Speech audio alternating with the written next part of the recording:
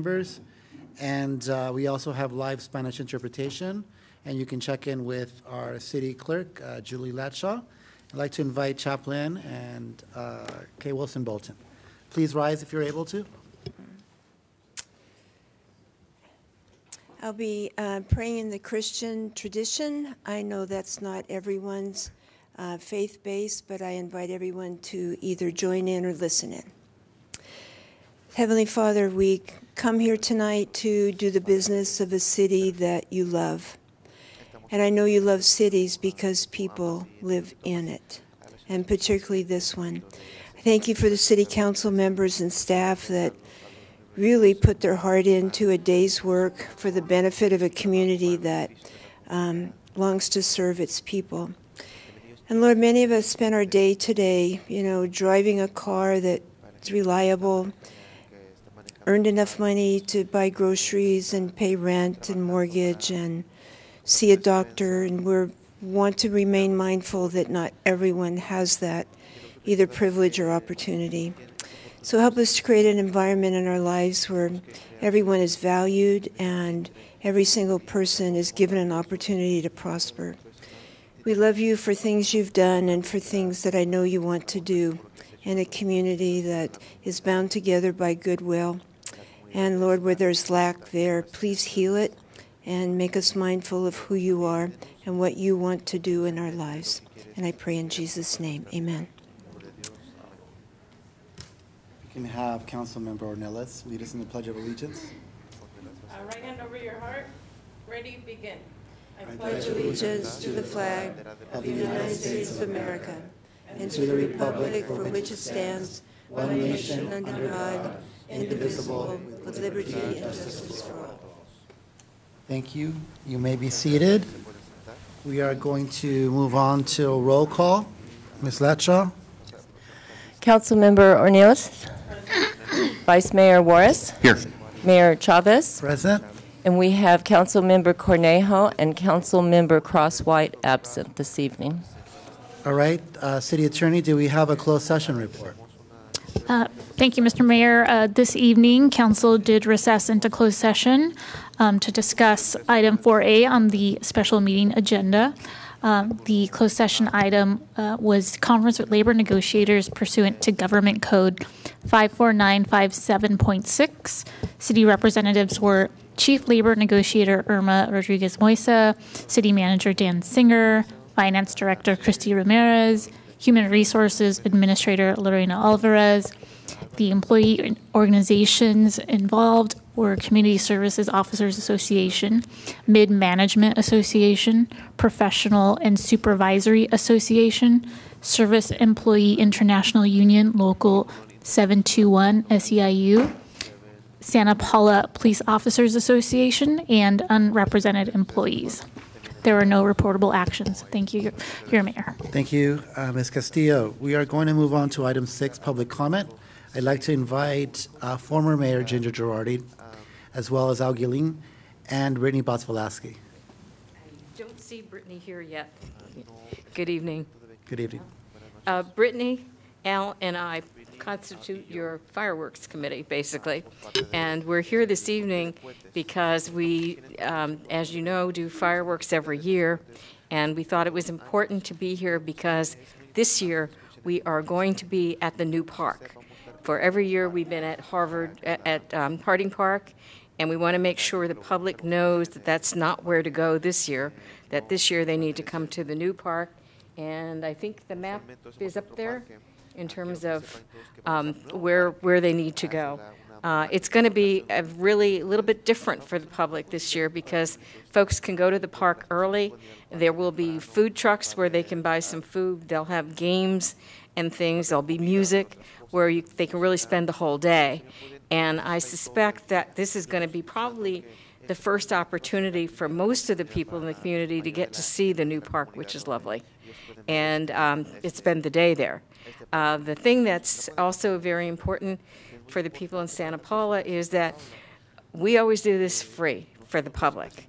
And it's very unusual. Most of the cities that have fireworks, people have to pay a fee to go in.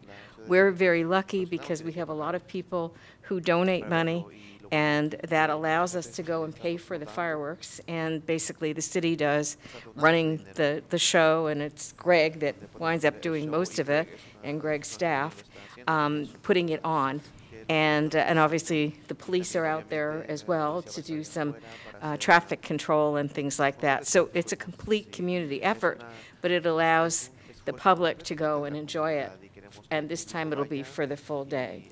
Do you have anything you want to add? Just briefly, the narrative recent and around the country has been the disharmony that we have, people against one side and another, a lot of things going on.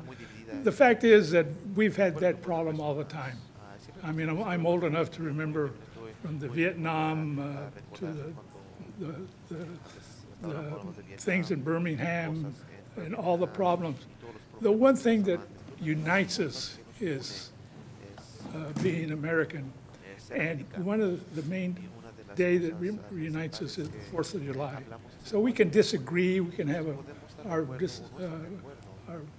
situations where we can discuss, but we can sit one evening and watch the fireworks and remember the country for which it stands.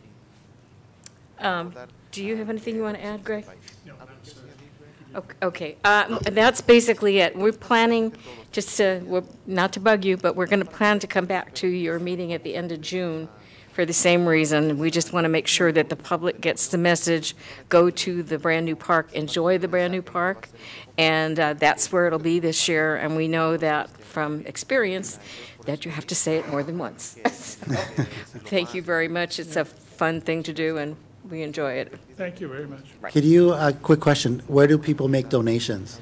They make donations to the Santa Paula Rotary, P.O. Box 809, Santa Paula, California, 93061. And there is something in today's Times. Peggy did an article, and there's an address in the Times. But and the other thing is that you can give any of us a check, or Carlos or any of you will come and get it. And anything that we can do to raise money to get us closer to what it costs would be great. We've been known to take cash as well. Yeah.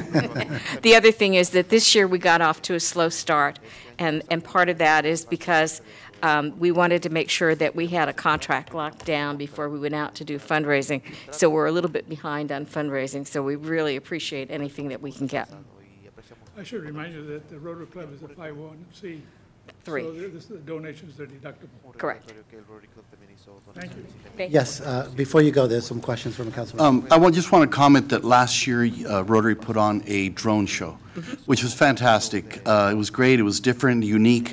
The only thing, of course, it was limited to being able to watch it from a close proximity. And the other unfortunate thing is there were so many of the illegal fireworks going on, it was really distracting. So hopefully we'll take care of that part, but we anticipate the fireworks coming back this year. Let me just explain briefly. Last year, what happened is at the very end, our fireworks provider bailed out. And through the assistance of then Mayor Cornejo and the staff, we were able to come up with a drone show to put on. A lot of people couldn't really see it. And one of the things that we did this summer is we did 2 surveys. And the surveys were very clear in the 60 to 80% range that the people wanted fireworks back. They didn't want drones, but we wanted to give them a choice because we had that show to see whether drones was something that they would like to consider. So we're real clear that somewhere between 60 and 80% of the public, A, wants the fireworks show, and B, wants fireworks. We want to make sure the city manager, we do whatever we can to promote to our social communication networks. And then also, there's a harvest market that takes place, I believe, once a month at Harvest. I think they should be invited to potentially have a table and maybe do outreach there. So we'll provide that contact information to them as well. Ms. Lacho, was there any other public comments, general public comments? No, the only other ones were for 10G, I believe it is. Got it.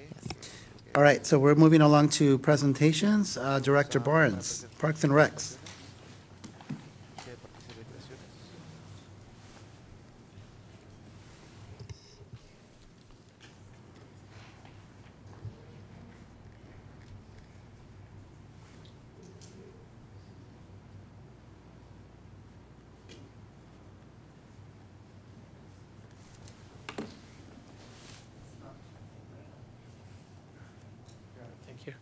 All right, good evening, Mayor and Council. I'd like to start by, I know they left, but thanking the Fireworks Committee for all their efforts in helping fundraise. We do work together on that event, and we're very thankful that for years now they've helped assist with raising the funds. It's very helpful. This evening, I'm going to be reporting on our department's activities covering January through April. So let me jump right in. So in Recreation and Community Services, our classes continue to offer archery, beginners and intermediate, taekwondo, and gymnastics. You can see gymnastics is very popular. In fact, I believe we've added even a few classes because we just continue to have a long waiting list. Had our basketball season wrap up. We had 610 participants in basketball this last season. Again, thank the district for their partnership. We also run on the left, that picture on my left anyways, I guess your left too, is part of our Mighty Mites program. So that's our first and second grade program. They use the Boys and Girls Club gym. And then we continue to have our school league, about 560 participants, I believe, from the districts in various schools. And just to, as a point of reference again, historically, we had about 300 kids or so participating every year when it was a fee-based program. And through this partnership with the district, you can see our numbers now, I mean, almost doubled at 610 participants. So really neat to see that. Our youth center, things are going well. We've another partnership with the district as well with their Aspire program. 2 or 3 times a week, they're bringing kids over to the youth center as well to participate. They've done things like go to our local gym at SP Fitness and got a tour to kind of see how the equipment worked and got a field trip there. We currently have 79 youth participants participating, not necessarily every day, but 79 different kids have been coming to the youth center and participating on a regular basis. Our Yara program just finished cohort 2. I know a few of you were there for the graduation ceremony. 13 graduates. We were told by California PAL that that's the first time an entire cohort of 13 graduates in the state has graduated. Usually you start with 12, 13 kids, and you might have 1 or 2 that don't get through the 8-week program. We saw that same effect at our first cohort. We had 11 and finished with, we started with 10 and finished with 7 youth in our first cohort, but our last one we had 13, and all 13 graduated. Really great bunch. You see them there in the top picture. And our new coordinator, Karina, who's our youth services coordinator, I believe that's the linchpin. When you have someone that's their focus is youth services, so all day long she's thinking about PAL and City Corps and our youth center and those things, really keeps that group and that cohesive unit. So proud to report too that a few of them, before they even graduated, were already employed. So some of them were already working, and a few of them had offers after they got through our cohort. So a few of them are out there in the workforce already. Here's a few before and after. They did a project at the train depot. So repairing one of the rooms that was falling apart on us. You could see the before and after pictures. That's upstairs. And then our cohort flyer. We're currently still taking registration for the current cohort that is set to start in late July. So the third cohort will kick off in late July. If anybody wants information on that, they can reach out to our department. Be happy to share that with them. We've also hosted a few interns this last few months. One was with the Ventura County Youth Careers through a partnership with Goodwill. We had our intern, Serena, did a wonderful job. Top picture to the right, she's kind of covering her face, hiding a little bit with her artwork. But they have SMART goals when they come in as an intern. Her SMART goals was to design, that's what they call it, that's where the interns have to have some goals or projects that they would do, to design event flyers, and then also to host an art workshop. So she hosted her own workshop at the youth center and led that project, and then also helped us design various event flyers. But it was really nice having her at the department and helping us through the intern program. And then this is Jenny. She's from the high school program. Her last day with us is actually going to be tomorrow, but she's also done a wonderful job and has interned through Human Services Academy with the high school with us. She interviewed me last week, I think, part of her project, and she had some tough questions. She walked in with three pages worth of questions. She did a great job. Our City Corps program continues to thrive over this last period. They worked 1,228 hours, completed 168 projects, various things like event logistics, town keeping. They assist our water division with meter repairs or meter reading, help our senior nutrition program, graffiti abatement, and tree healthcare. They've also, probably haven't seen them because they do it at 4 o'clock in the morning, but have been helping power wash downtown and some of the sidewalks and things. So we have a crew that goes out from 4 to about 4 a.m. to 7, 8 o'clock in the morning, and they've been power washing different increments of the sidewalk and cleaning up downtown as part of the PBED. Adult classes, 59 participants in archery. You can see our numbers there with Zumba, mat yoga, and chair yoga continue. And our pickleball program continues to grow. It's indoor pickleball inside the community center. On Mondays, we stripe it. Every Monday, staff gets there and stripes the indoor of the auditorium, and we have a morning and evening session, and it continues to grow in popularity. So 118 participants over this last few months. And then we celebrated Arbor Day and Earth Day celebration. There's a picture there of some of the council planting one of the trees. It was a great event. This year we also kind of combined it with our Earth Day celebration and had various groups like Athens there and Valley Express. We had you might have seen some of the electric vehicles there showing off their vehicles. So it was a nice day. We always enjoy celebrating Arbor Day. And not necessarily on this slide, but a week ago we received our notification with all of our things. So you might see the signs coming into the city, but we're now fourth year of Tree City USA. So the stickers are up and we're officially 4th year, and I'm sure next year we'll move on and get our 5th year. Easter egg, our annual Easter egg hunt was a big event. This event coincided on the same day as our Yara event, so I didn't get to spend much time out here this year at the Easter egg hunt. But a lot of families, I know Mayor, you were out there and you reported to me when you came over to Yara that it was a lot of fun and the kids were out there getting their Easter eggs.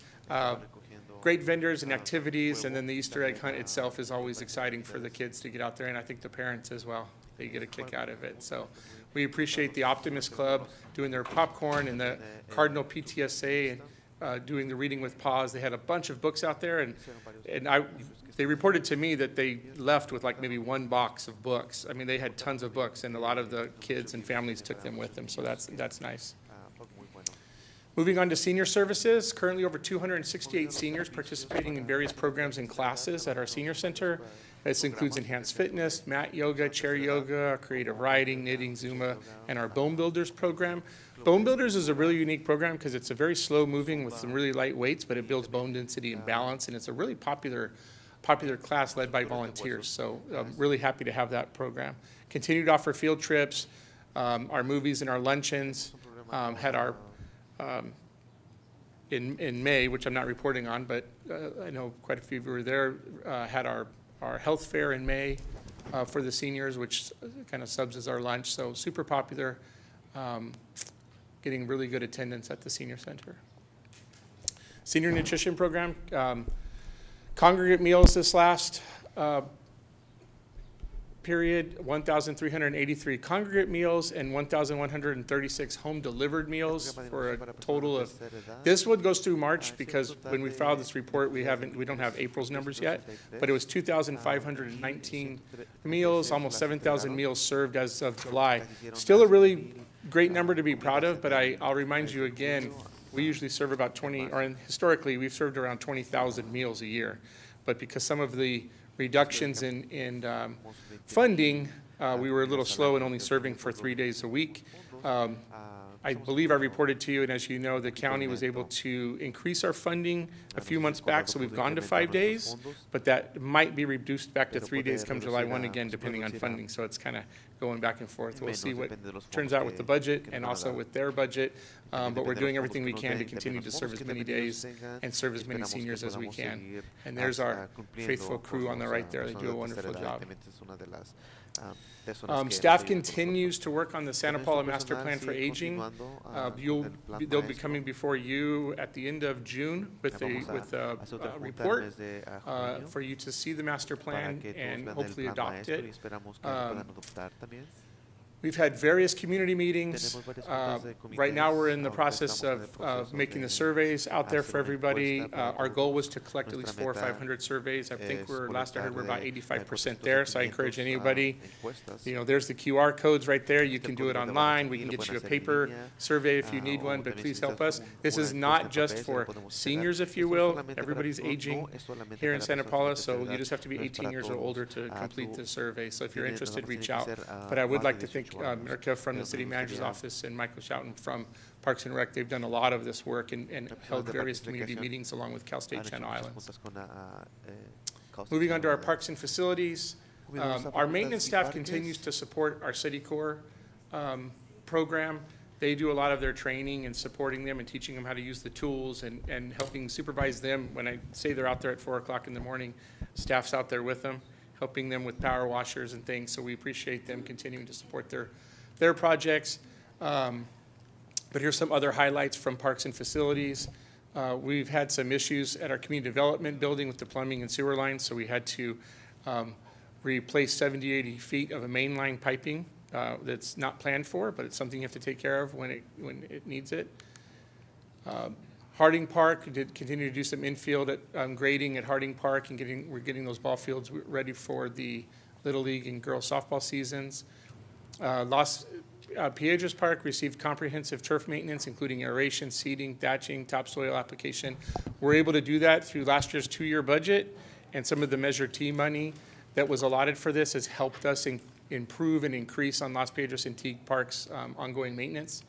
And then at Harvest Park, we have ongoing at Harvest Parks include routine maintenance now that the sports park has been turned over to the city. And the high school girls varsity program, about midway through their season, started playing their home games there. They've historically played at Harding Park, but have now using the sports park for their games.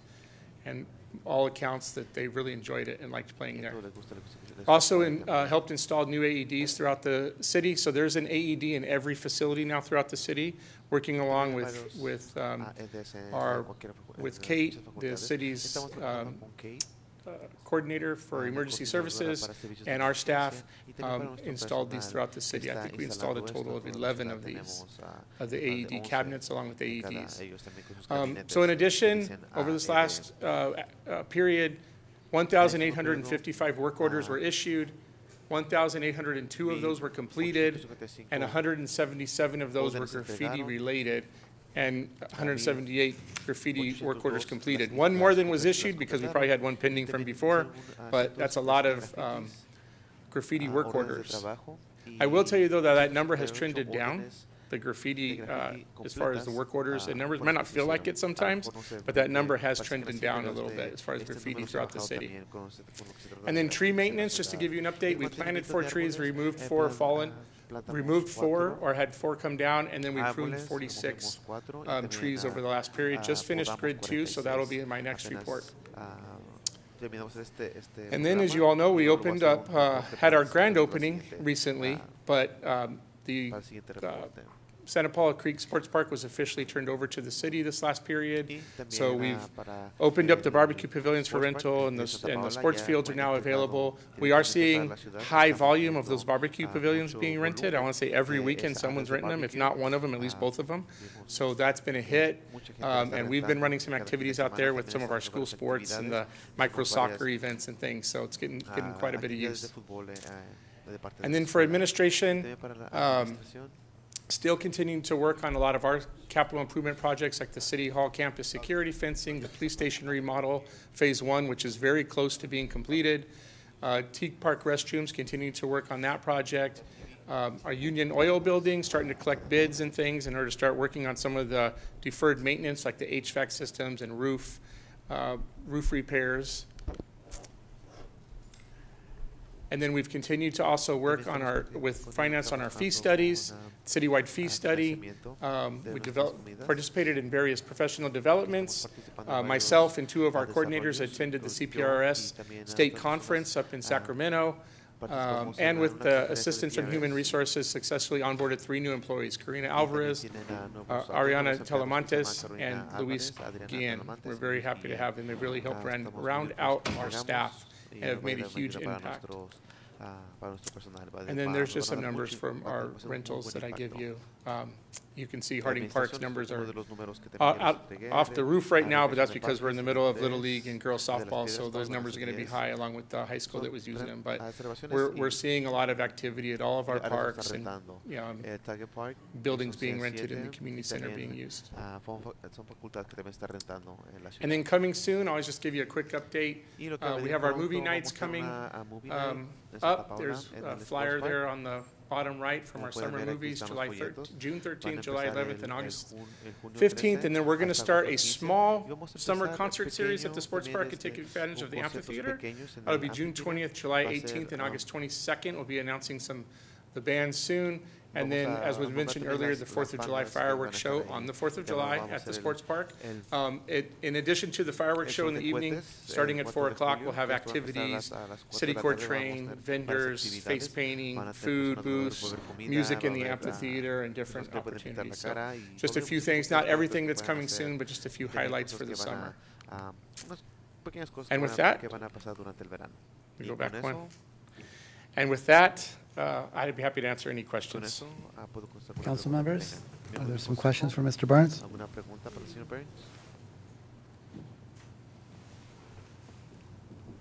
Well, it's not technically a park, but it is going to fall in your purview, and I was going to mention it in my council reports, but you want to talk just briefly about the time capsule?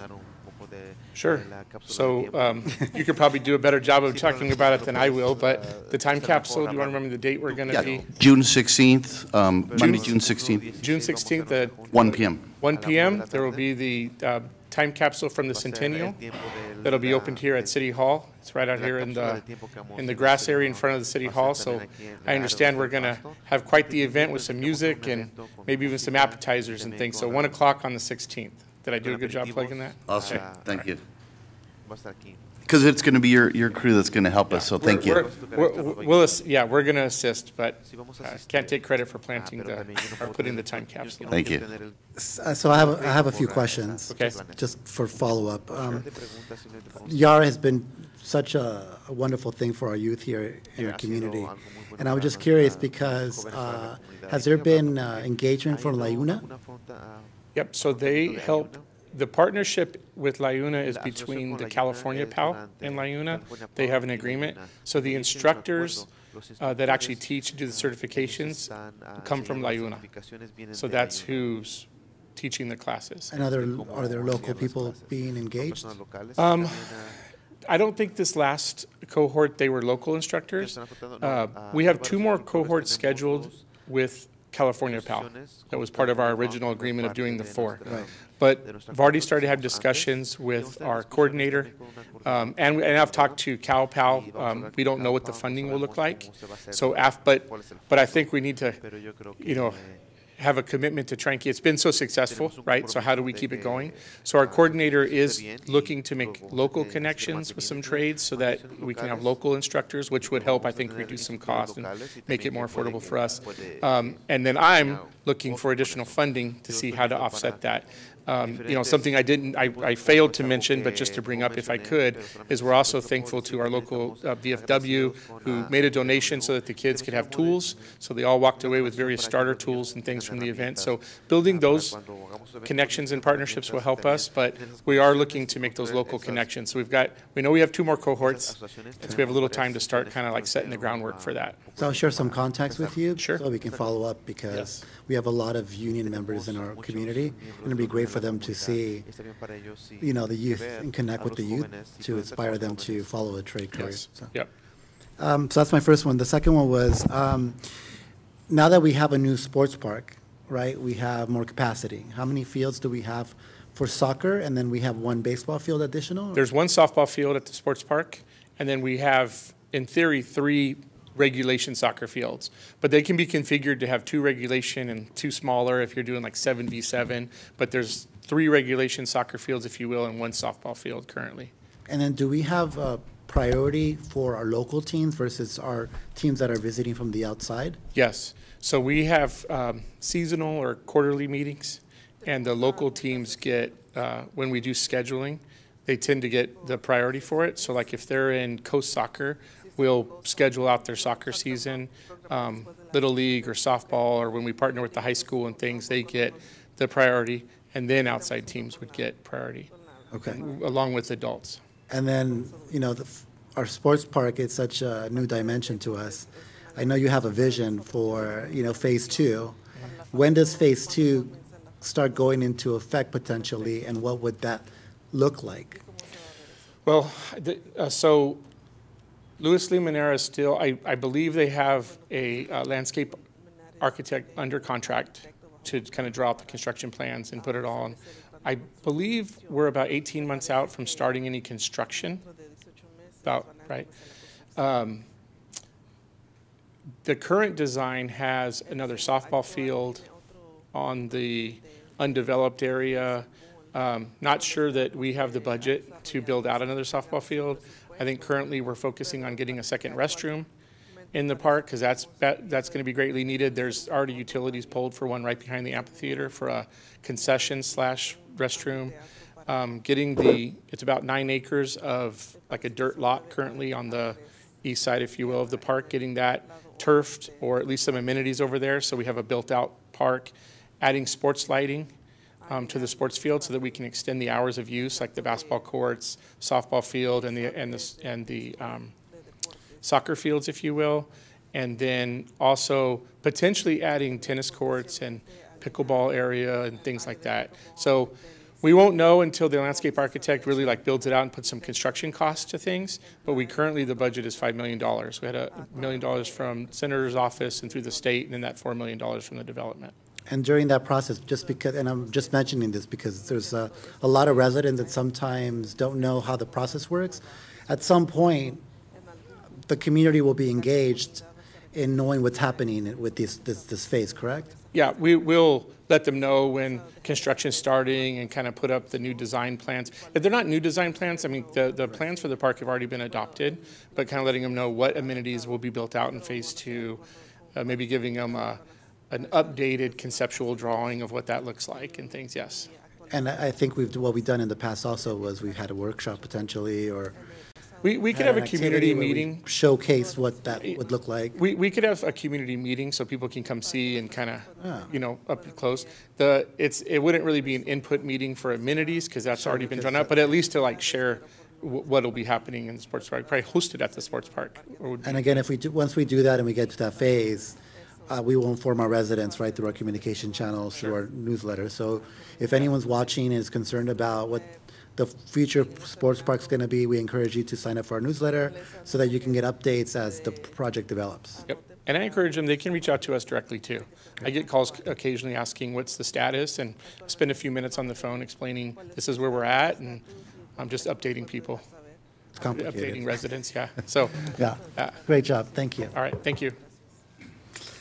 All right, I'm going to, if the council will indulge me, I'm going to move to the consent calendar. We'll come back to the end to the report section. Excuse me, Mayor, if I could Yes. interrupt for just one moment. We did have a little slowdown with our headsets when we first came in. I just wanted to be sure that everyone is aware that they are working now, and I've seen people come in, and we still have several left. So if there's anyone else that needs headsets, Si alguien quiere o necesita audífonos para lo que van a comunicar hoy, por favor, hable con Julie y les van a dar un aparato. Muchas gracias. All right, so we're going to move on to consent calendar, item 10. And was there any item that any council member wanted to pull from the consent calendar?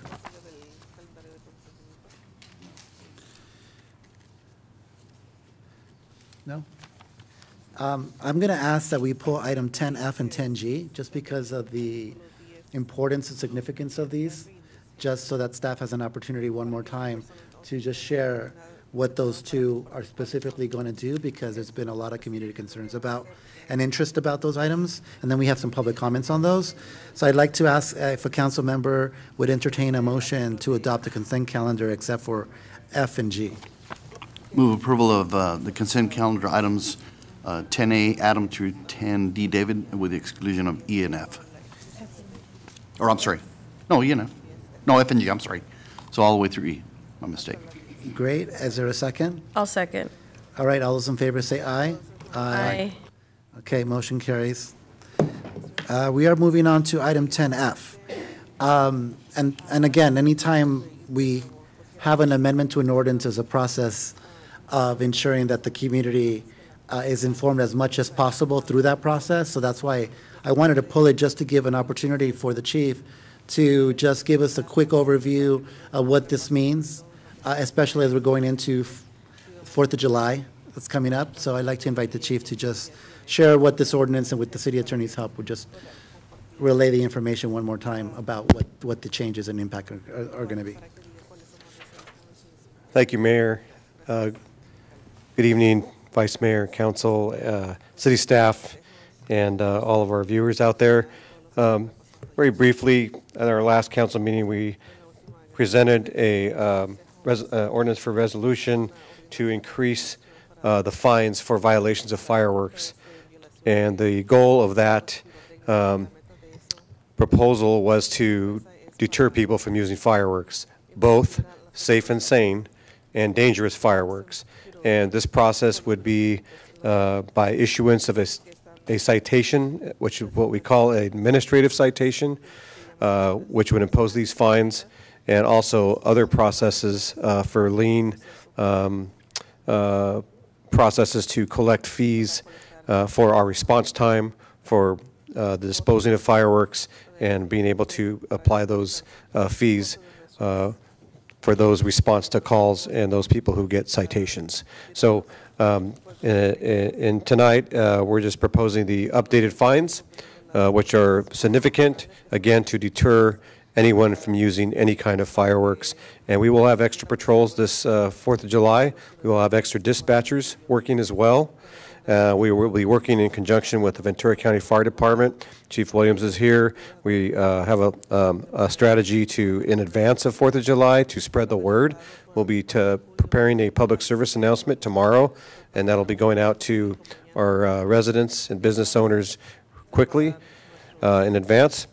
And for those of you out there who have been using fireworks in the past or plan to use fireworks, please understand that no fireworks are allowed to be used here in the city of Santa Paula.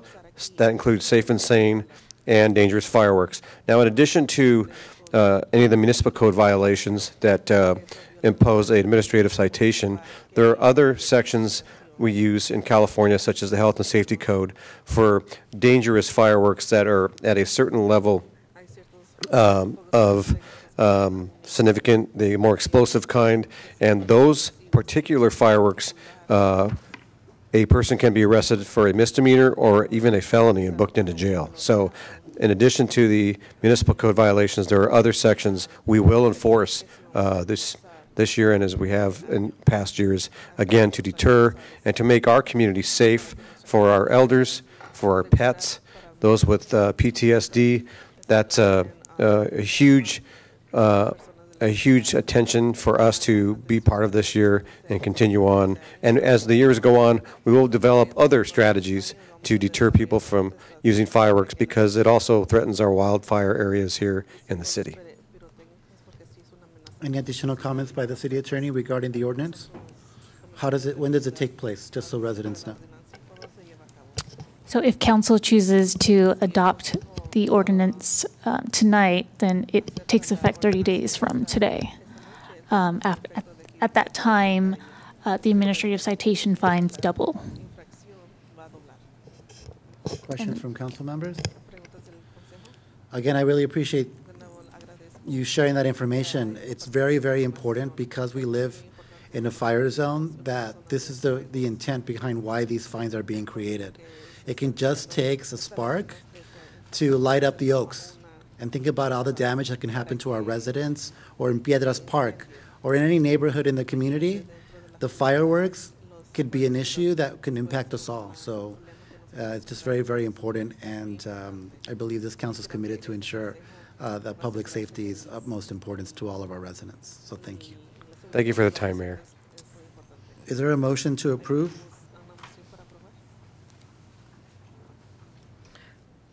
Item 10F. I will make a motion to approve Item 10F, the ordinance amending Santa Paula's Municipal Code, Chapter 103 for fireworks.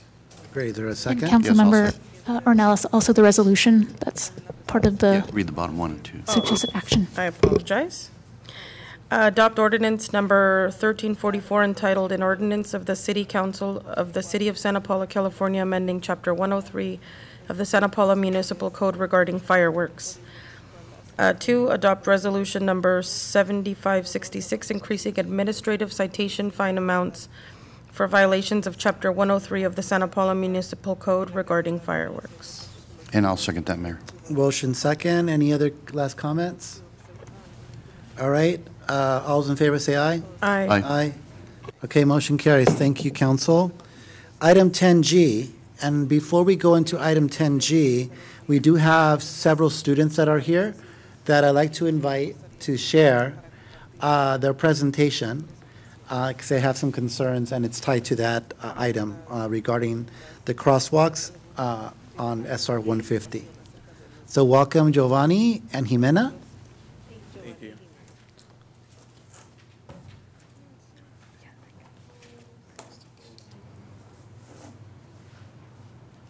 Good afternoon. My name is Giovanni.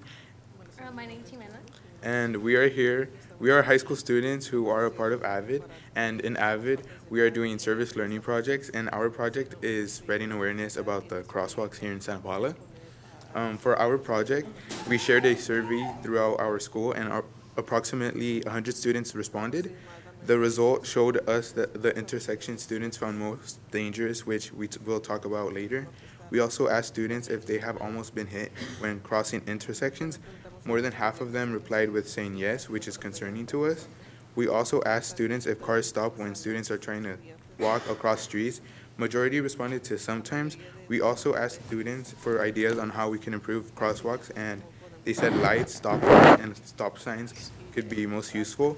Lastly, we asked students how often they use crosswalks, and majority said 1 to 5 times a week, which can show how many people use crosswalks every week.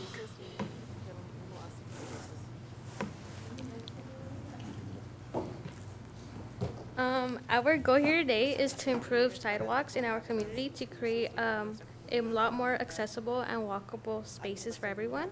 We aim to give support to the pedestrians of all ages and the abilities to promote more outdoor activity and strengthen neighbor connection. So we ask that you spend more money on crosswalks, including lights, stoplights, and any possible even more crosswalks. And we thank you for your time today and hope that you guys can seek into this furthermore. Thank you very much for sharing that with your elected officials today. We're going to discuss crosswalks, so it's kind of a good segue. So if you would put your sign, maybe leave it over here, since we have space. And what we want you to hear is the presentation from staff regarding some upcoming projects that are tied to the crosswalks. So don't go anywhere, okay? Because this is where you can figure out what's going to happen. All right, thank you very much. All right, so Mr. Woodward, are you up tonight? I am up and glad to be here. Mayor Chavez, members of council, we always appreciate the input from the AVID students. Their recommendations tend to be spot on and hugely appreciated. To the concerns, we echo their concerns. 3 of the crosswalks we're bringing to council tonight for release to bid are formerly lighted crosswalks, which are located at Oakdale, Virginia Terrace, and Ventura Street, right next door here. These are formerly lighted crosswalks that have been non-functioning for a period of time, but they are well used, and we're replacing them with rectangular rapid flashing beacons, similar to what we did on Main Street at 4 locations. So we're looking to improve both the safety and also conspicuity of pedestrians. In other words, have curb extensions, things like that that will allow for better driver visibility of pedestrians, as well as pedestrian activated beacons, which will get drivers' attention. That, together with some of the Caltrans improvements that are being started this month, literally, This is going to be integrated with those improvements to provide a safer corridor from the 126 all the way up to Bridge Road. So we're looking forward to moving that forward to bid, and looking forward to getting it done hopefully late summer or early fall of this year. So you guys know, Mr. Woodward is a city engineer, and he talks a lot of technical terms, right? But he did say something that these things are being worked on, and this agenda item tonight is setting a priority for these things to be done. So are there questions from council members to Mr. Woodward regarding the SR 150 crosswalk improvement project? Thank you, Mayor. Mr. Woodward, so over the years, we've had problems with those crosswalks, and is there any of it that's funded by the state? Because it is State Route 150. This is a city improvement. The former crosswalks were put in by the city about 25 years ago. So we had petitioned Caltrans probably about 5 years ago to repair these. They came back and reminded us that this was a city improvement, and the city had an obligation to repair and replace them. So the idea is to get these improvements done together with the current Caltrans improvements, but in a better manner with better technology is the idea. Yeah, and if you could, just for the benefit of the public, there are signs starting here at 10th and Harvard all the way up informing of construction that's going to happen. Can you give a brief description of what's going to happen and how it's going to impact that part of the highway? Sure. So the project is referred to as a rehabilitation project. So they're going to be doing paving, putting in new traffic signals at multiple intersections. They're also going to be doing some drainage improvements, sidewalk improvements, curb ramp, accessibility improvements to what the Avid students are asking about. Again, they're tied into that as well. So they're looking to improve mobility through Caltrans right away and integrate our project along with theirs. The idea is to get our improvements done hand in hand with the Caltrans improvements, so there's not a kind of a secondary process of disruption. Have they given you a timeline of how long they think their project will take? They're anticipating the project's going to go on through October of this year. We're hopeful that Granite, who's the contractor, Granite Construction, is able to move that quicker. There is some kind of accelerated work that's proposed. We're hopeful that that's able to move forward expeditiously. Ideally, over the summer, we'd like to see these crosswalk improvements done while school's out as well, since, as the students noted, these are student crosswalks that also serve other folks. So we'd like to see that done over the summer so the students can use them in the fall. Thank you, Mr. Woodward. Councilmember, any questions or comments? I'm just excited that they're getting work done. And I want to thank the students for coming and presenting their work to us. And I'm glad that it aligns with some of the work that's already in the works. And I look forward to seeing the new projects come to life here for our students and all of us who walk around town. Thank you. What's the name of the teacher that you have? Okay, because we've had students from that class come here before when we were dealing with potholes on Harvard Boulevard, and then magically this city council made it happen, right? But actually it took 5 years. Was that right, Mr. Woodward? Around 5 years of planning to fix Harvard Boulevard at a cost of $18 million, right? We just fixed Main Street, 4 crosswalks on Main Street. How long did that take, Mr. Woodward? We got it done fairly quickly, but it took about 4 years, 5 years to get there. Right. So we're making progress, and this is another, you're going to be happy when these things, oh, I was part of that. I came to city council, so thank you for your advocacy, and your voice does matter, and I encourage everybody, when they have concerns, that's what we're here for. And so we are making progress, and this is a step towards progress. So thank you very much. Is there a motion to approve?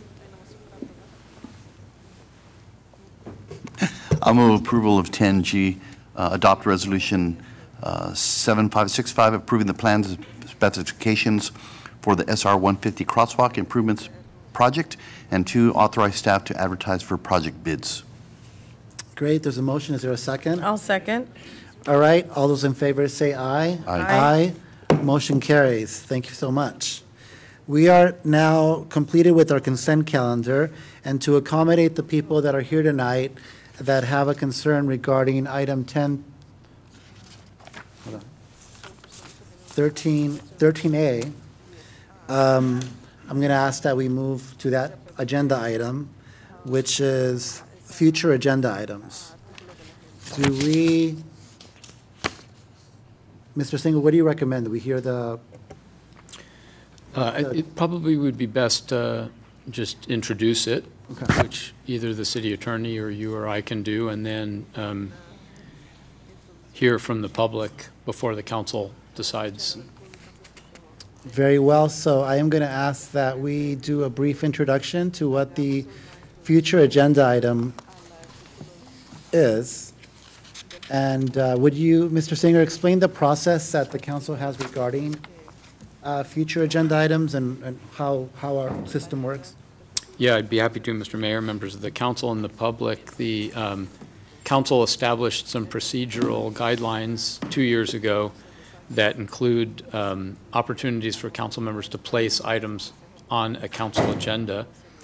If it's an urgent matter, that can be done at a council meeting. So if something's brought to your attention that's really timely, or if it's something that isn't urgent, then council members are requested to fill out a one-page form that the city manager reviews and adds some notes to, and then that's placed on the agenda, really for the sole purpose of the council being able to deliberate and hear from the public about whether or not there's a value in placing this on a future agenda. So in a sense, it's a two-step process.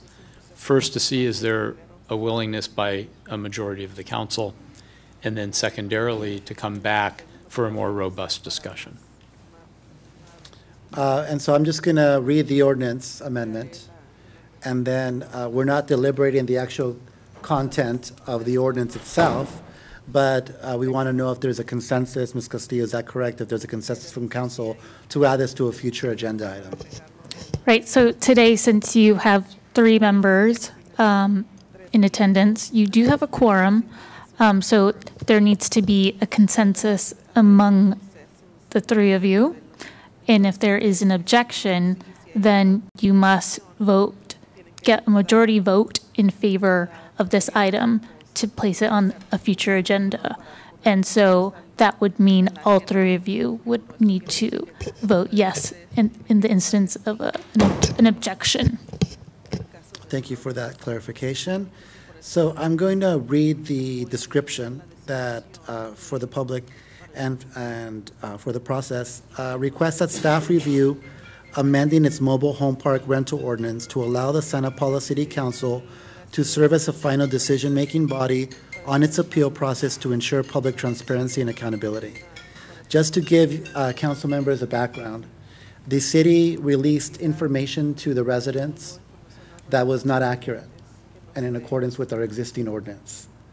And so when I found out from the public that the timeline was off and that indeed the city council really relinquished its authority and there was no appeal process, that led me to the urgency of bringing this up in light of seeing so many of our residents that have been concerned about this process that have come to these meetings numerous times.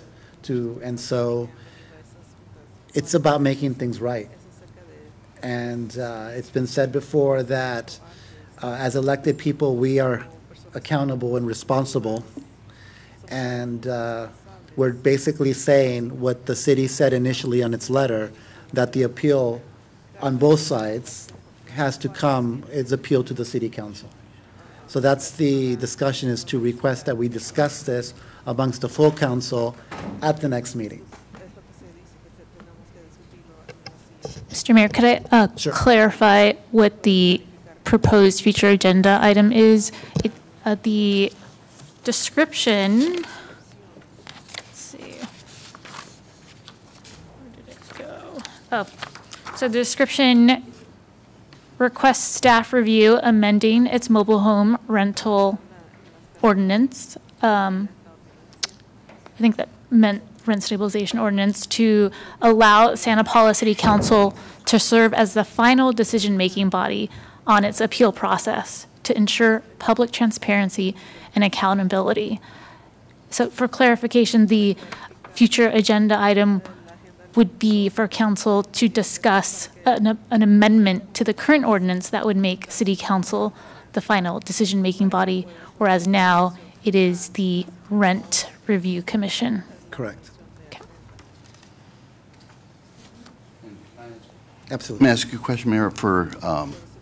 So as you know, tonight we passed an ordinance that is in a timely fashion for the enforcement of fireworks. And in a perfect world, you'd want to get those in place so that they have some effect onto the bad behavior. And for the benefit of the public, I just want an opinion from the attorney. And I agree this is a good process to move forward with for discussion for the entire council. But once it's enacted, will it have any effect on anything that's going on currently with the mobile home rent control? Vice Mayor Juarez, no, it will not. Ordinance amendments have to follow a pretty long procedure. There needs to be, as we just done with the fireworks ordinance, there needs to be 2 readings. And then after those 2 readings, that means 2 city council meetings. After that, then it does not go into effect until 30 days later. So you're looking at July. probably, summer, late summer. Thank you, but I do agree with the mayor that this is a very important and urgent subject, so I agree with you about bringing it back for the entire council. Is there a consensus to proceed so that we can put this on the next agenda for council to discuss? Do you want to hear from public comment Yes. first? Well, let's do that first. Yes, sir. That's fine. All right, so I'm going to invite people to come up, please. And we're going to start with Trino Lopez. Senor Trino? Oh, okay, we'll come back to. We have Maria Cancino. Maria?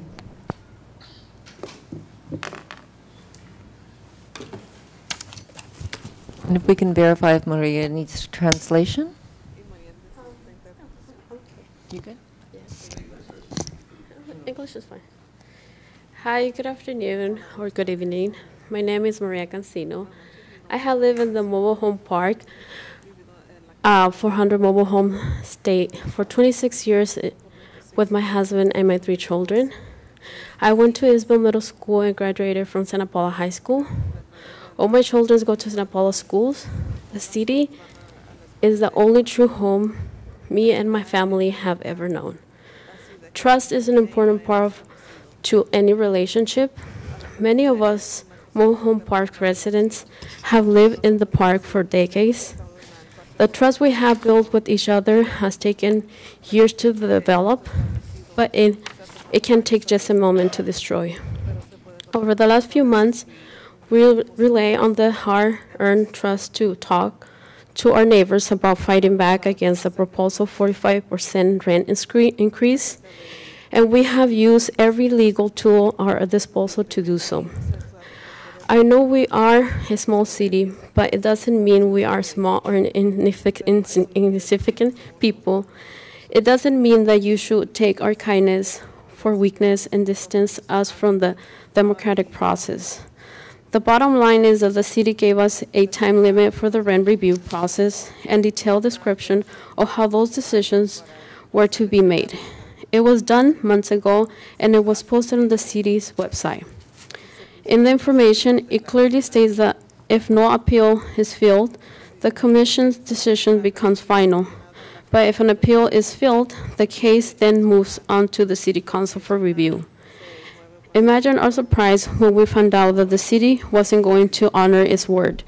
It's completely understandable that the timeline had to be pushed back because the city had to rebuild the Rent Review Commission. However, it is completely unacceptable why the city won't honor its word about the appeal process. Additionally, it is unacceptable that the city has been super slow in getting us the documents our team has requested and that are important for us to make our case. It is starting to feel like the process is rigid. It is starting to feel like the real intent is to push us out of our homes. To most people, a rent increase of 45% is life-changing. But to have the fate of that rent increase rests squarely at the feet of our newly formed group of non-experts and non-elected officials is democracy changing. I am here today along with dozens of my neighbors to ask you to amend the mobile home rent control ordinance. It is important that residents like myself know that our elected city council will be the entirely that hears our appeal of decisions made by the Rent Review Commission. The relationship between the city and its residents will depend on your decision on this matter. For all of our sakes, I hope you decide wisely. Thank you. Thank you very much, Maria.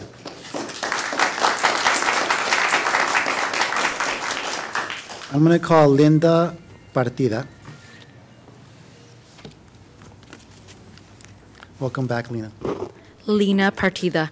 Good evening, Mayor and council members. My name is Lina Partida. I've lived in Santa Paula for over 25 years. I just turned 30, so that's most of my life. And I currently serve on the Measure R committee. I'm also a resident of the mobile home park at 400 Craig Drive. I'm here today because what happened in this rent review process should concern everyone who believes in fair and responsible government. The city recently acknowledged that it made an error in how this rent increase was handled. Specifically, the city failed to confirm key dates and procedures before moving the case forward. That might sound like a technical issue, but for us, it's personal. Mistakes like this have real consequences for people's lives. Because of that error, hundreds of families in our park have been left in limbo. Many of us are seniors, immigrants, and working people already struggling to stay in our homes. We followed the process in good faith. We trusted the city to do its job, but the process broke down, and now we're the ones paying the price. When a government admits it made a mistake, it also has a responsibility to fix it. That means more than idle talk, it means action. That's what accountability looks like, and that's what we are here asking for. Right now, decisions that affect hundreds of people are being made by a 3-person commission. That is not enough oversight. And an appointed body should not have the final say on whether families can stay in their homes. That responsibility ultimately belongs to the elected leaders sitting before us tonight. You all. This rent increase hasn't just caused financial hardship, it's brought fear, stress, and deep uncertainty to our community. Seniors are worried they won't be able to age in place. Parents are wondering if they'll have to move their kids out of Santa Paula. No one should have to live like that, not when we're doing everything we can to just stay in our homes.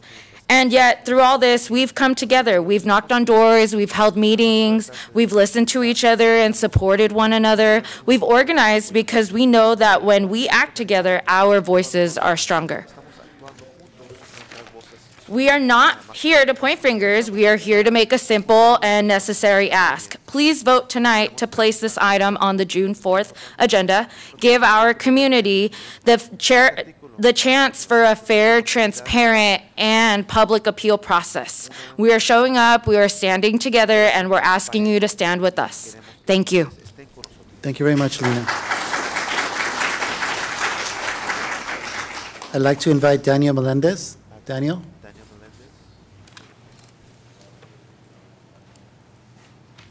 Good evening, council members. My name is Daniel Melendez. I'm a longtime Santa Paula resident, as is my parents, Donald and Alma Melendez.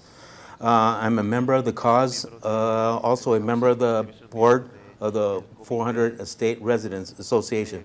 I'm here to speak in favor of the amending of the House Home Rent Control Ordinance to establish a city council, you members, as to appeal the body as decisions made by the Rent Control Board. But before I say that anymore, I would like to let you know more about myself. I was in the military, U.S. Army. My father and his father before him were all military people who served this country here. As that being part, my parents were the ones that raised me to fight for what is right, and to fight the way that we should in order for us to do what is the right thing to do. Unfortunately, the fight has come to our home, to Santa Paula, in the form of an out-of-town greedy landlord trying to slap a 45% rent increase on 164 working families, human beings. Our mobile home park is under siege outside investors who are seeking one singular thing and one thing only. That's money and profit. The good news is that we have a city that is going to listen to us, support us, dialogue with us, as of what you've been doing, and who seem to be ready to ensure that our fair democratic process will take place to determine the fate of this 45% increase proposed by an out-of-town group of investors. We all received the same timeline and information that was posted on the Santa Paula City website, which clearly noted that the City Council was the appropriate appeal body after a decision was rendered by the Mobile Home Rent Review Commission. Then about a week ago, in a blink of an eye, the information was taken down. The timeline changed. When we researched a little bit more, we found out the City Council will no longer be the appellate body. Greedy out-of-town investors will always win when the democratic process is suppressed. The good news is it is not too late to liberate the democratic process from this unfortunate scenario, and it is not too late to fix it. What my parents taught me was that people were more than where they live and what they do for a living. They are individually unique and worthy of love and grace. So when we look at us and you hear us and speak to us, don't think of us as a mobile home park resident, but as human beings that are trying to make the best of the world for themselves and for their families' futures. Look at us as worthy of grace, respect, compassion, and it may just be dollars and cents to the owner, but to us it's life and death. Please note to vote to amend the mobile home rent control ordinance to establish the City Council to appeal the body for decisions made by the Rent Review Commission. Thank you very much. Thank you for your service, Mr. Melendez. I'd like to invite Angel Garza. Angel?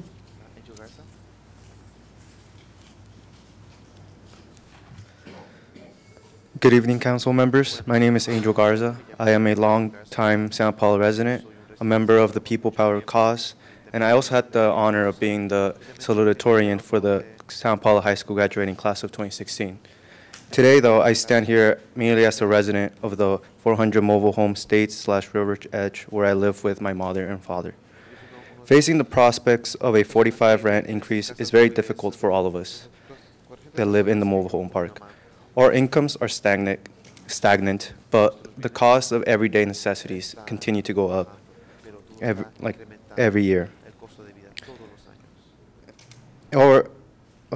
Reasonable rent increases are understandable and to be expected, especially considering current conditions of the park and the bare minimum upkeep that the owner of the park does for the common areas. But a 45% increase is just wildly unjust and downright wrong. Even though all the residents are scared of what will happen to our families and communities if the 45% rent increase is allowed to take root, we all felt good about the open and democratic rent review process that was initially outlined by the city. As you can see by the papers I have here, which were posted on the city's website and distributed to residents, it clearly states that if an appeal is filed, the case is moved to the City Council for review. For the city to go back on its word and to do so without even telling anyone is very disappointing and frustrating, but even more, it's heartbreaking. Through the collective work of Measure R and thoughtful development of the Measure R subcommittee, the city has built a lot of trust with the residents over the last 9 months. Bait and switching us on the appeal process for mobile home rent increases undercuts so much of that trust. The good news is that there is a chance to right this wrong, and the way to do so is by voting yes to amend the ordinance to ensure that the City Council hears the appeal of any rent review commission decision. Of the current three-member mobile home rent review commission, 2 are brand-new appointees, and this will be the first item that they will ever review. It would serve democracy best if the final say was carried out by duly elected officials. I care about our city. I want the best for our city and its residents. That is why I'm asking you, as a longtime resident of our great city, to right this wrong and amend the mobile home rent control ordinance to establish the City Council as the appeal body for decisions made by the Rent Review Commission. And you must ensure that our rent increase decision is covered under this. Thank you. Thank you very much, Angel. I'd like to invite Gladys Valdovinos. Gladys? Oh. Welcome, Gladys. Hi. Good evening, Mayor and Council members. My name is Gladys Valdovinos, and I'm a long-term resident of the 400 mobile estates on Craig Drive, and I am president of the 400 Mobile Home Park Resident Association. I spent most of my childhood growing up in this park. It's where I learned to ride a bike, where my parents built a life, and now it's where my husband and I are raising our own children. This community means everything to me. It's more than a collection of homes. It's generations of families, stories, and shared struggles. We are not just asking for help. We're asking for the city to do what's right. The rent increase process was flawed. The city made a mistake in confirming key dates and failed to properly execute or communicate the process to the council. When a process fails, the city has a responsibility to step in and make it right. This decision should not stop the Mobile Home Park Commission. It needs to come before the full City Council. Please vote tonight to place this issue on the June 4th agenda. That's the first step towards restoring trust and giving us a fair public appeal process. Additionally, we should change the ordinance to compel the owner to provide the documents requested by our team. I'm speaking not just for myself, but for my children and for the many families who want nothing more than to stay in the homes they love. Thank you for your time, and please stand with our community. Thank you very much, Gladys. Thank you.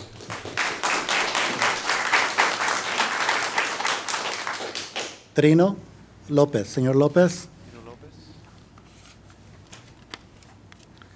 Bienvenido. Buenas noches. Buenas noches. Hable más cerca para que esté en el micrófono. Gracias. Buenas noches a todos. Buenas noches, alcalde Chávez, concejales. Hola, mi nombre es Trino López. Soy residente de Santa Paula desde hace mucho tiempo y vivo en el parque de Casas Móvil. También soy líder del grupo Organización Causa, miembro de la mesa directiva de la Asociación de Residentes del Parque de Casas Móvil. Estoy aquí esta noche con mis vecinos porque nos preocupamos profundamente por nuestros hogares, nuestras comunidades residentes. Hemos recibido una carta del ayuntamiento reconociendo un error en el proceso relativo a nuestro caso de aumento de alquileres. Este error es grave. Habla de la necesidad de buenas prácticas del gobierno y de la confianza pública. Creemos que debe haber un proceso de apelación que no se detenga con la comunidad móvil par. El último paso de la apelación debe presentarse ante el ayuntamiento. Este es importante porque afecta a los medios de subsistencia de cientos de residentes. Este es el proceso democrático. Es la responsabilidad. Le pedimos solo que incluya este punto en el orden del día 4 de junio, sino que se comprometa a escucharnos nuestras voces y a hacer lo correcto. Este aumento de alquiler debe ser pausado y revisado en su totalidad con transparencia y participación de la comunidad. Nuestra reunión del 11 de junio debe ser reprogramada para una fecha posterior para que podamos obtener claridad sobre toda la información que necesitamos. Nuestro equipo ha pedido al ayuntamiento información que todavía no hemos recibido. Nos encanta nuestra ciudad. Creemos que el pueblo puede nacer mejor. Muchas gracias. Gracias, Trino. The translation. Quédase ahí, Trino. No se vaya porque está hablando por usted. Por aquí. Sí, esperar conmigo. So this is the translation of Mr. Trino Lopez's speech. Good evening, Mayor Chavez and council members. My name is Trino Lopez, and I am a longtime Santa Paula resident, and I live in the mobile home park. I am also a leader of the organizing group Cause and a board member of the resident association at those mobile home parks. I'm here tonight with my neighbors because we care deeply about our homes and our community. We recently received a notice from the city acknowledging a mistake in the process regarding our rent increase case. This error, though perhaps administrative, is serious. It speaks to the need for good government practice and public trust. We believe there must be an appeal process that does not stop with the Mobile Home Park Commission. The appeal, especially one that affects the livelihoods of hundreds of residents, should come before the City Council. That's the democratic process. That's accountability. We're asking you not just to place this item on the June 4th agenda, but to commit to hearing our voices and doing what's right. This rent increase should be paused and fully reviewed with transparency and community input. Our June 11th meeting should be rescheduled for a later date so we can get clarity on all the information we need. Our team has asked the city for information that we have still yet to receive. We love our city, and we believe it can do better. Thank you all. Trino Lopez. Thank you very much. Ms. Castillo, I have a quick question. Does the city actually have the ability to change the date of the hearing to allow the ordinance to go into effect? That is under consideration at the moment. We are looking into our documents to determine what the procedures are governing the commission. That is something that I will be communicating with the park residents attorney and the mobile home parks attorney tomorrow. Thank you. I just want to clarify something, though. The tail end of your question was to allow for the ordinance to go into effect.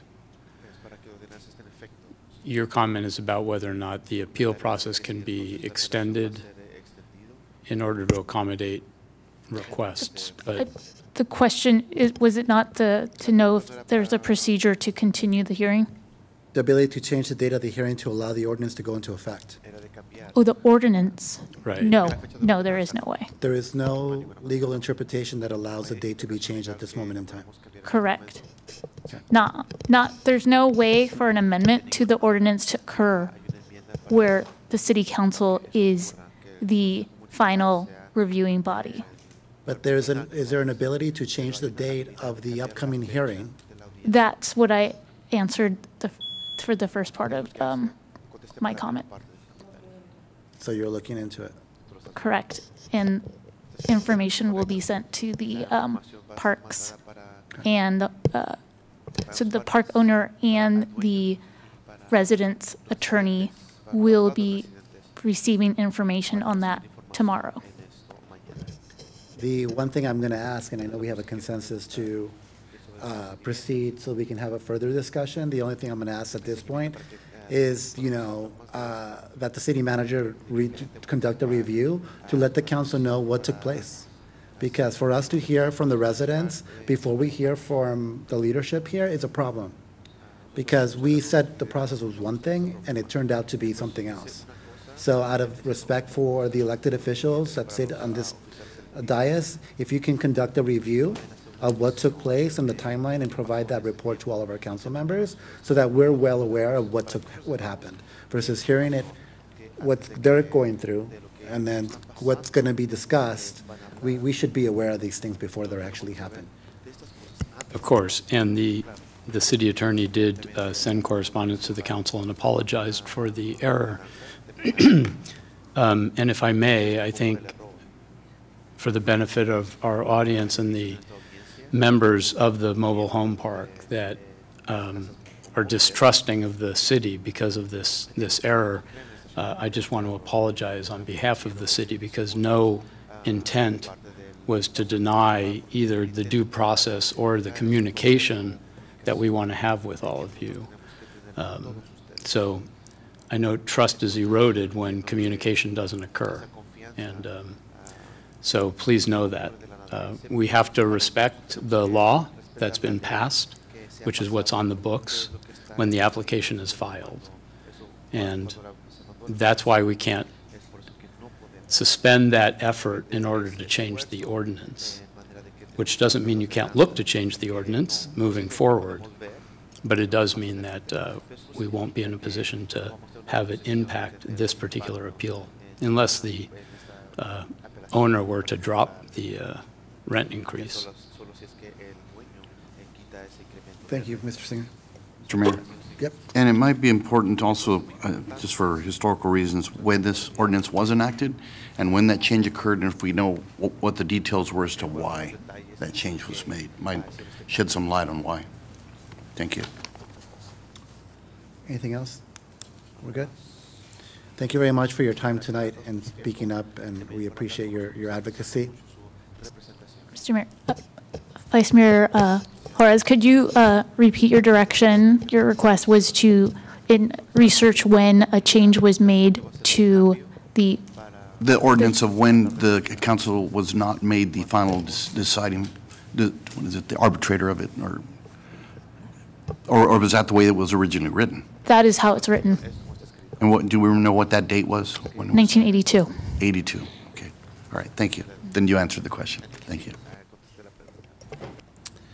All right, so we have consensus to move with the agenda item? Yes. Okay. So, Mr. Mayor, just for the purpose of direction to staff, there was a lot of comments tonight to get this before you at your next meeting. Your next meeting agenda is very full, including the necessity to start to deal with the first step in the budget process, but also because there's a number of other items, as you'll see, before you. In fact, it was brought to my attention this afternoon by Vice Mayor Juarez that I forgot to put on there the oil museum approval item for Leap Lab. So I just wanted to, the public's asking for this to come back in 2 weeks, but just wanted to get the council's direction on what the expectation is. Because as the agenda request form says, in concurring with the city attorney, that the best time to bring this up would be in the summertime. Go ahead. Quite frankly, I don't mind long meetings, especially if we can accomplish the work of the people. So if we can squeeze it in, if we're here till, well, not as long as Oxnard. I think they were there at 4 in the morning, but yeah, certainly I think we should stay here as long as it takes. I agree. Frankly. There's a lot of urgency, right? So, yes. And so consensus, next meeting. Thank you for that. And then, so just to be clear, what will come before the council in 2 weeks will be the opportunity to discuss whether or not the ordinance should be amended and what that might look like. We won't have the capacity in these next 2 weeks to do a lot of research into other ordinances or other options, but we'll do our best to at least assemble something so that the council has a chance to review what that might look like. And the initial letter had that information, so why don't we just copy what we said in the first place? The process that was laid out, you mean? Yeah, I mean, it had that, the letter we sent out first basically stated that there was an appeal process that goes to the city council. I'm glad you mentioned that. So let me ask one more time, or in addition, for some additional clarification. So as we move to the June 4th meeting, we're all on the same page. I believe your request is to have the city council act as the body in place of the committee. But I want to be clear, we're not talking about an appeal from the committee to the council. What I'm saying is that the council, there's an appeal process, and the council would have final say if there wasn't a request for appeal.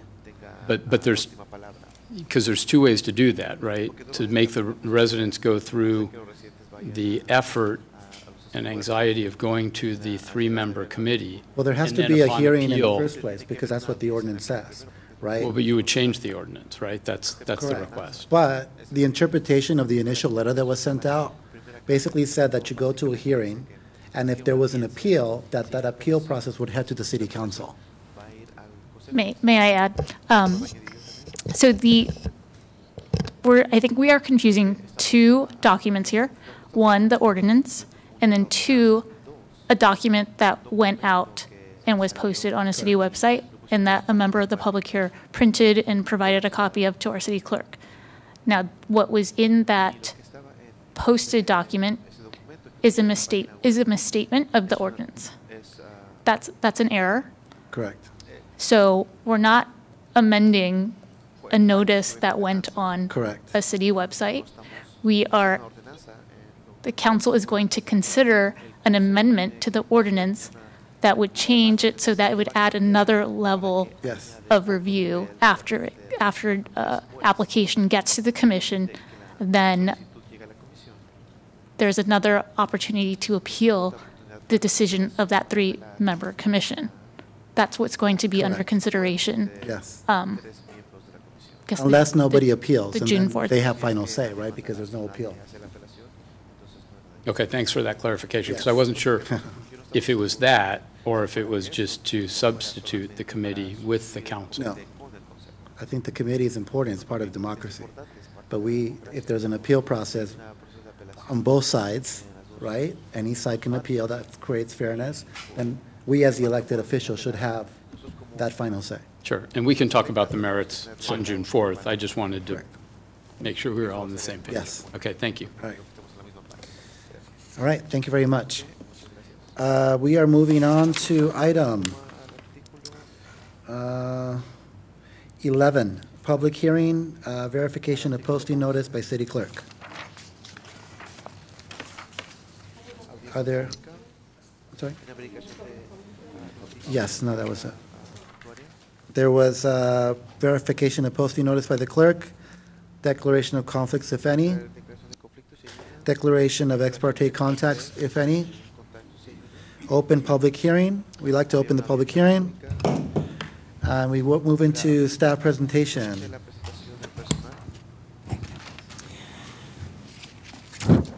Good evening, Mr. Mayor, council members, citizens of Santa Paula. I'm Dale Goodman, the Public Works Director, and so I'm going to give a brief explanation about this item. The city participates in the Ventura County Watershed Protection District, and as part of that district, the district's job is to help us, all the participants, comply with the NPDES, which is a national pollutant discharge elimination system. A lot of acronyms I could throw at you. I'm going to stop with that one and just explain this as briefly and easily as I can.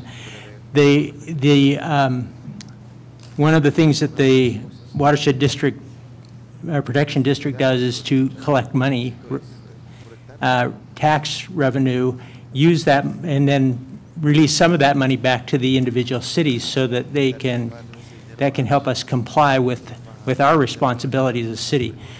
So we work together with the county to make sure we stay in compliance, and there's a lot of different things that go on to comply with that NPDES permit. there's a lot of testing that occurs and water sampling that occurs. And of course, we do a lot of work to make sure that we eliminate the potential for pollutants to get into the stormwater system. This is really about stormwater and how do we keep things that shouldn't be in the stormwater and ultimately into the river and into the ocean. How do we keep those things out? The county really does the heavy lifting, but we receive money to help us comply and make sure that we're doing our part as a city. I will stop there, and I can respond to questions if you have specific questions about this. Questions, Vice Mayor, Council Member? I think just for the benefit of the public, this is a recurring fee, not an increase, or decrease, so. It is. This is something that we do go through every year, and part of the process requires that there be a public hearing, and the amount per BAU is staying exactly the same in this next year as it was last year. Thank you. Is there any action that's required tonight? Do we have to adopt a resolution? And you have to take a, Is there a motion to adopt resolution? did you take public comment? I'm sorry, City Clerk, is there any public comments? I've received no public comments. Okay, great. Is there a motion to adopt resolution 7563? I can, yeah. We've already closed the public hearing. No. Public hearing is closed. Then, Mayor, I move to adopt resolution number 7563, requesting the Ventura County Watershed Protection District to continue the city's assessment of $37.74 per benefit assessment unit or BAU per year to fund a portion of the city's stormwater management program. Is there a second? I'll second. All right. Any additional questions or comments? All right. All those in favor say aye. Aye. Aye. Okay, motion carries. Moving on to agenda item 11B. Ms. Castillo? Yes, let me just grab a clicker.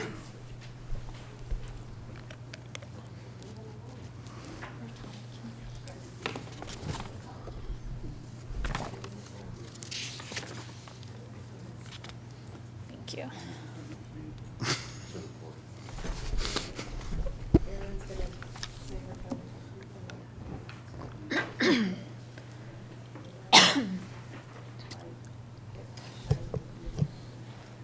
All right. Mayor, council members, public.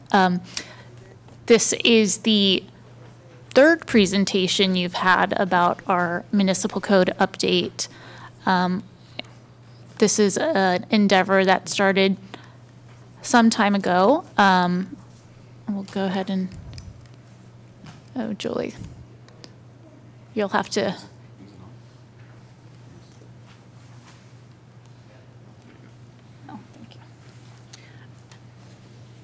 So tonight we'll be going over just the project that we started and provide an update on where we're headed. This is the third set that we are going to look at tonight that council is going to consider, and the amendments will be to chapters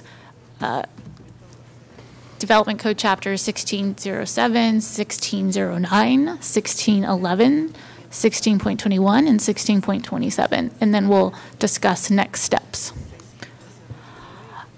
So the municipal code consists of 10 titles. Pest and Krieger, the city attorney's office, has been asked to undergo a comprehensive code review. And this is something that has been recommended by council and also a staff interest to better reflect the city's current policies and just what their operations are in reality. There has not been a comprehensive code update since November 17, 1997, but there have been piecemeal updates and changes to the code over time. This started back on May 9th, 2024, officially, when we had a joint study session with City Council and the Planning Commission, where it was decided that we would commence the update with the development code, with the focus being there, and then we would continue to go through sequentially, simultaneously with the rest of the municipal code. We are targeting June 30th, 2026 as the completion date for this project. Then we had a study session September 30th, 2024 with, again, the Planning Commission and City Council. We recommended just a high-level review of the full development code, and also with staff input recommended some areas that needed to be updated and made current with state law. Out of that meeting, we worked on what we are calling set number 1 of the development code, and that was the adoption of an ADU ordinance before it had to be adopted by January 1st of 2025.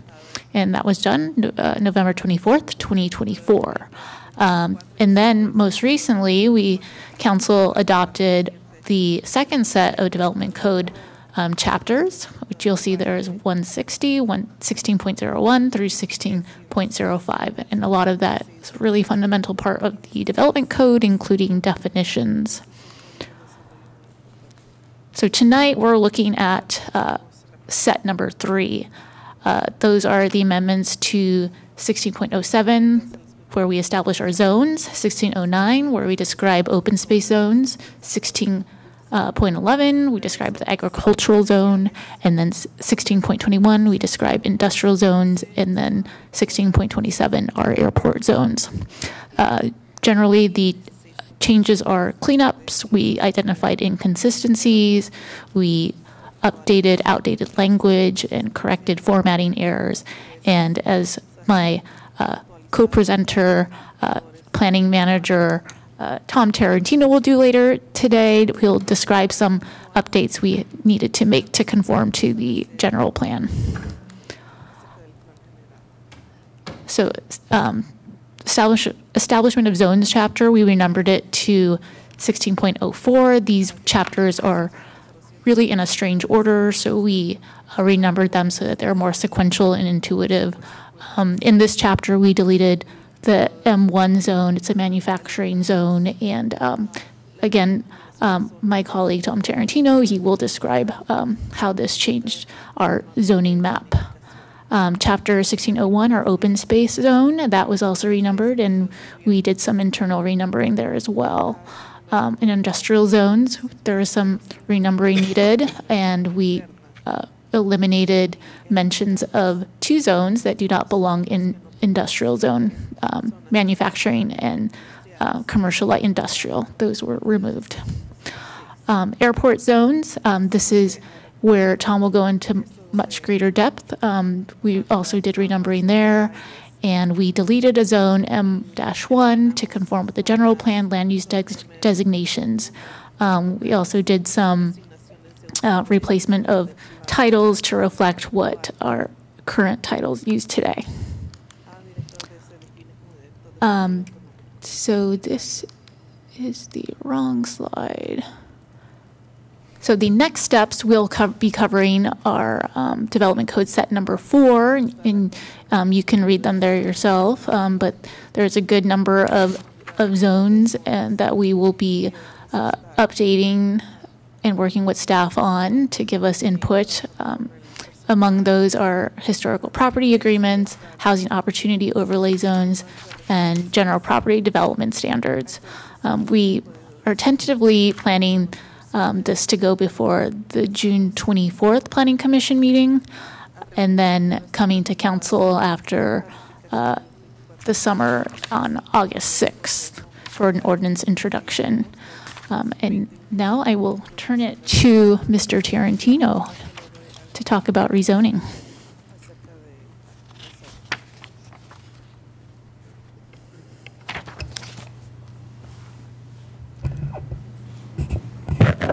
Thanks for that. Just waiting for the presentation to come up here. The reason we're doing sort of a tag team on this is we want to make sure that we're as clear as possible on the actual zoning change for these parcels that you'll see in a moment. So I am part 2 of this presentation, and it'll focus on the general plan zoning map to change the zone on various properties generally located north of and adjacent to the Santa Paula Airport and south of Highway 126 from manufacturing M1 to airport operational KO. There's a fair amount of slides. We'll go through them as quickly as we can because I know it's not super exciting, but we'll get through it together. So the parcels in question are here. It's a little hard to see just from the way that the zoning map colors are. The light gray area, the large light gray area, is the airport itself, and the M1 parcels are in darker gray here, centered around 5th Street and 8th Street along Santa Maria Street here. So regarding the elimination of the M1 zoning, the 2040 general plan proposed a number of parcels for zoning change throughout the city, including 2 clusters of parcels that we just saw along Santa Maria Street that are surrounded by the Santa Paula Airport. These cluster parcels had a land use designation of industrial and a zoning designation of M1 manufacturing, so it didn't align. The general plan recommended changing the industrial land use designation for these parcels to airport to better align with the surrounding area's prevailing use as the Santa Paula Airport that you just saw on the map. This is actually an excerpt from the 2040 general plan EIR. This was the parcels proposed for land use change, and you can see that those cluster parcels are called out in that map in the adopted general plan. And it goes further with a matrix that's, again, within the EIR of the general plan that calls out these specific parcels, their APNs, and then gives a description of why things are changing that we'll cover in the presentation as well. So the elimination of the M1 zoning, the GP, or general plan, also removed manufacturing as a land use designation as it had minimal applicability within the city and substantial overlap with the industrial land use designations. So it was sort of a relic designation that we really weren't using anymore. And as such, the corresponding M1 manufacturing zoning designation was also identified by the GP for elimination. And this elimination is now being proposed as part of this portion of the ongoing municipal code update. So rather than bringing it to you separately, we looped it in with this batch of the code updates just for efficiency. Under California law, a parcel's zoning designation is required to substantially conform to the general plan land use designation of that parcel. So that's what I was talking about before, where they didn't match up. And under California law, it's really supposed to be substantially similar. Because of the adopted general plan, because the adopted general plan now designates these cluster parcels as airport, and due to their physical location and the prevailing use of the surrounding area as an airport, the new zoning designation proposed for those parcels is KO, airport operational. Regarding uses in the airport operational zone that these parcels would be now subject to, again, the purpose of the airport operational zone is to provide an area to facilitate airport operations. And under the KO zone, there are a number of airport-related uses that are allowed: runways, taxiways, and other services used by airplanes on the ground, communication facilities, terminal buildings, sale of aviation fuel and products, airplane rentals, charter and delivery services, flying schools, et cetera, et cetera. Again, all airport-related.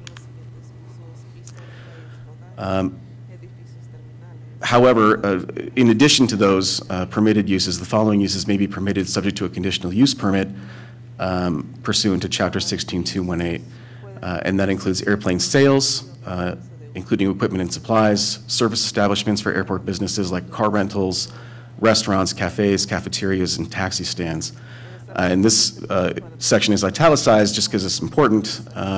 Industrial uses listed as permitted in the LI zone, subject to the same conditions and restrictions as in the LI zone, provided that they are found to be compatible with existing proposed or allowed uses within the zone. So, in other words,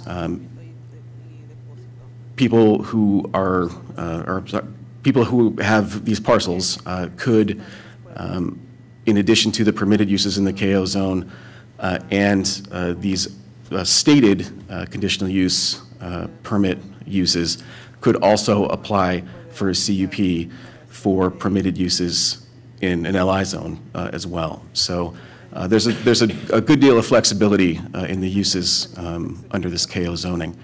And again, the light industrial zone allows for low-intensity industrial businesses, including small-scale manufacturing, warehousing, and storage.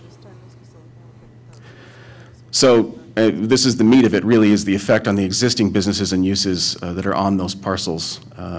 The current uses in M1 zone parcels range from conforming businesses like metal fabrication, heating and air conditioning providers, auto repairs, to non-conforming residential structures of varying age. So as anyone who's driven down Santa Maria knows, there's some houses that are still out there along 5th and 8th.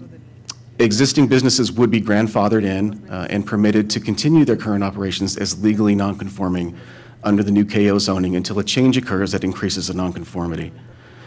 Current residential structures similarly would be allowed to continue as legally non-conforming under KO until a change occurs, again, that increases the nonconformity.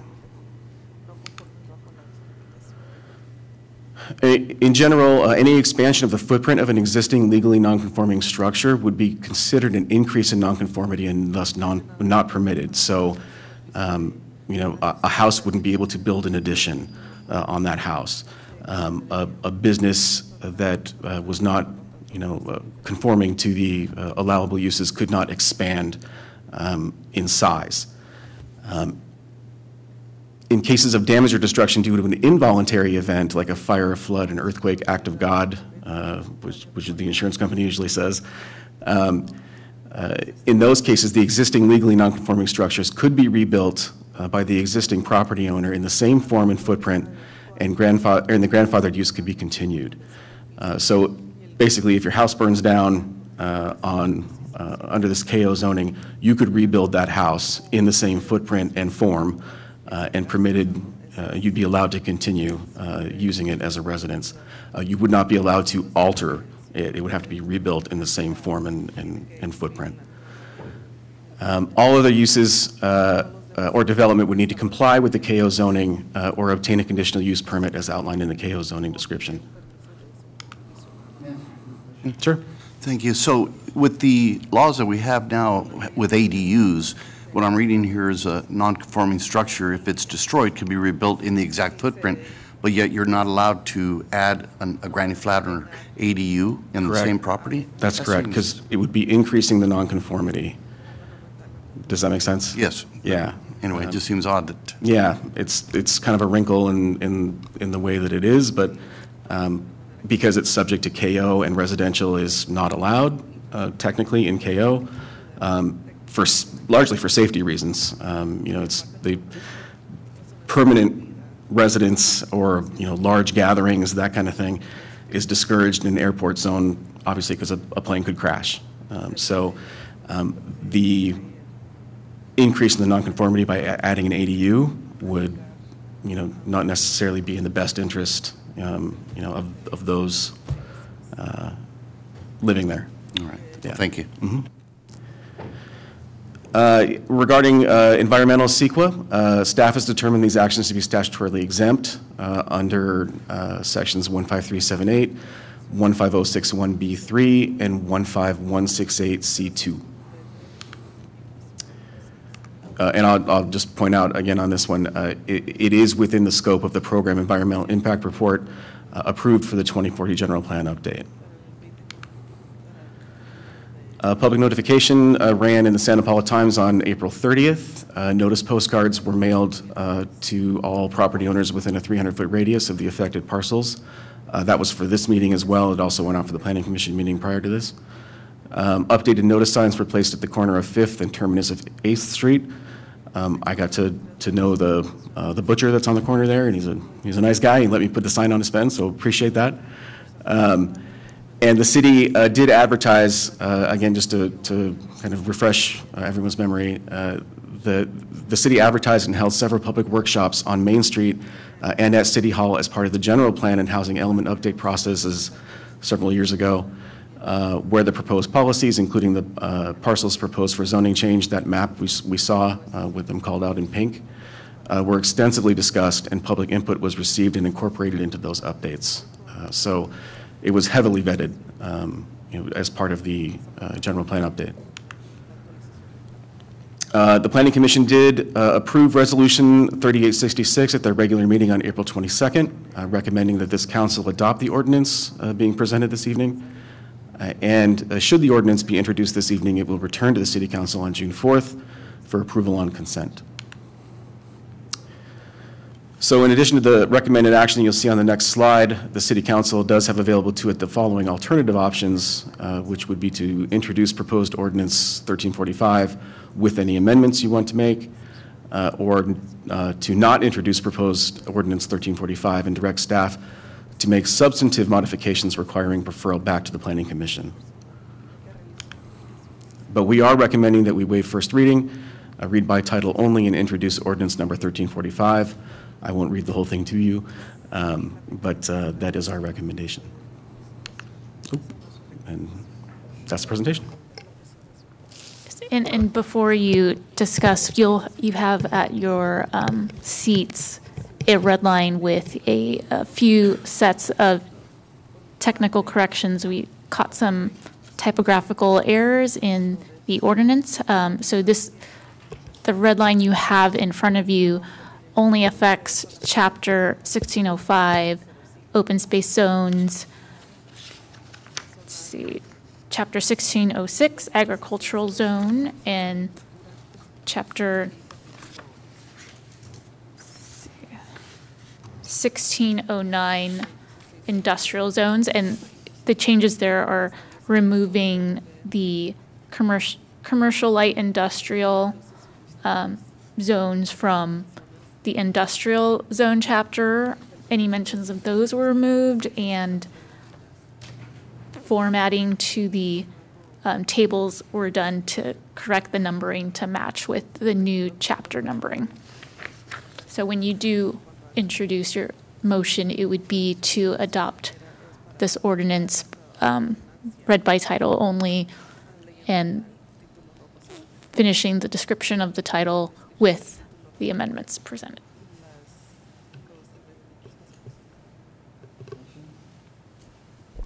I had a question regarding the notification process. Can we go back to that slide real quick?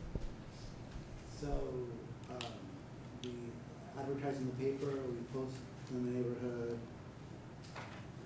What exactly are we posting? Just we're posting that there's going to be an amendment, and is there an appeal process for someone to contest what they're receiving that might impact their land use? Sorry, there's a bug attacking me. The notice, are you talking about the notice signs themselves? Yeah, like when you notify someone that there's going to be an amendment change to zoning, for instance. Yeah, so the notice signs themselves are roughly like, I think 4 feet by 5 feet. I mean, they're quite large. And they have all the same information on it that the notice postcards would have. It's cooked down a little bit just because we only have so much space. I mean, still need it big enough to read. We try and get it big enough so that if you're driving by, you'd be able to glance quickly and, at least get the meeting date off the bottom. So yeah, the meeting date is on there. All the proposed changes are on there. I think actually these signs in particular had the full list of parcels and addresses being changed. Pretty much everything you'd need to know is on those signs. Same thing with the notice postcards, and those go out to all of the property owners. Not necessarily the tenants, because we don't have, a list of tenants, but we're legally required to notify the actual property owners. So they may be here in town, they might be, on the East Coast, but they all get a notice postcard that comes from the assessor roll. So, and then again, the notice runs in the paper. At least 10 days before. I guess my question is, what is that triggering? Are they supposed to respond to you? Or is it just it's just to alert them that the meeting is notification? Yeah, does it give them an opportunity to go and contest if they have a question regarding what that looks like, if it affects their property or land use? Yeah, there's a description at the bottom of the notice postcard that outlines the process for appealing a decision, so made at the meeting itself. So it's pretty small at the bottom of the postcard, admittedly, just because we're trying to cram a lot of information onto there, but it is there. And we have a note on there as well for translation if they need it in Spanish. So that's, yeah. Just wanted to add one thing real quick, that your question might be around the idea that we have this ordinance change that's going to impact people's property, and there's no one here tonight. I don't know if that's where you're going, but if you were, we had several people at the Planning Commission, and they were very satisfied with the presentation and understanding, and we met with them one-on-one. So there's a triggers basically engagement for them to come to contact you or to come to one of the planning commissions. Okay. I do see, Mayor, that we do have representatives from the airport here.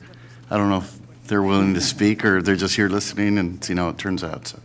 We're just here to listen and see how it turns out. Okay, thank you. And let you know that we are in favor of the zone change. And I would stress, just because that was a question that came up actually in one of the public responses, was, what's the impetus for this, for this zoning change? And I can tell you it was not initiated by the airport. That we don't have anybody that's breathing down our neck to try and get it changed.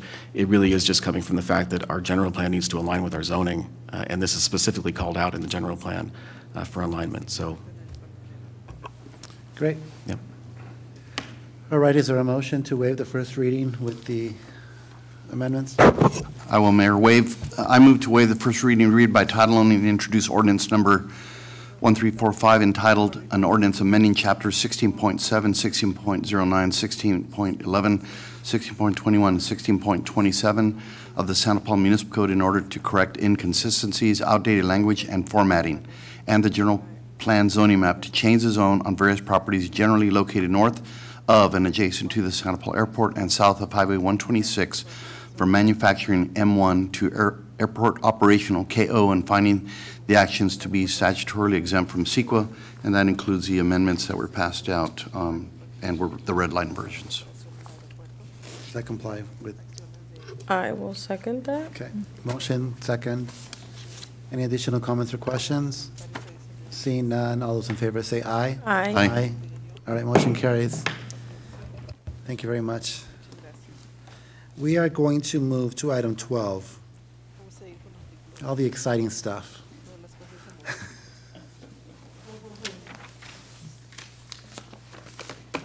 Thank you for coming.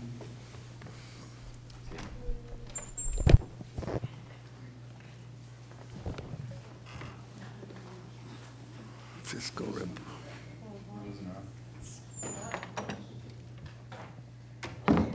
Hello. You have 2 minutes. Great.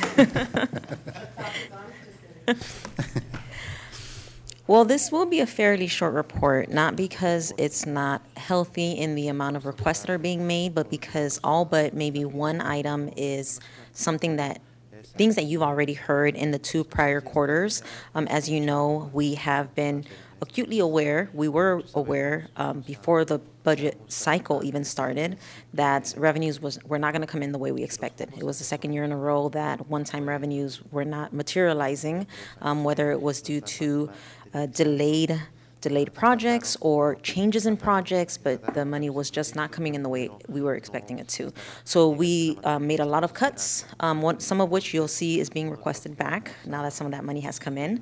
And we had a lot of staffing vacancies that remained vacant because we needed those salary savings. So the good news is that we have had some other projects that were unexpectedly moving faster than anticipated. So we did see some additional revenue come in, not quite what we had first planned, but you'll see in the numbers. So overall, you have and we'll go into each line item by line item, a total of 494,000, almost 495,000 that is being requested to increase revenues. Again, not the $1 million that we had already decreased, right? So this isn't new revenues. This is just, okay, well, some of the money came in that we thought might not come in. Not in the same way, but it came in. We're going to go over every category, highlighting the biggest ones. For charges for services, you'll notice the 4 biggest items are plan check fees, inspection fees, application processing fee, and accessibility review fee. 2 of those higher than anticipated, 2 lower than anticipated, netting a net about 150,000 with a couple of other line items that make up the other 50,000. For the total $206,000 increase to this category that we're requesting. This, along with the next slide, show 2 different stories. It shows the development process in a nutshell. It's plan checks to make sure that, planners are reviewing the plan, building permits once those plans get approved, inspection fees.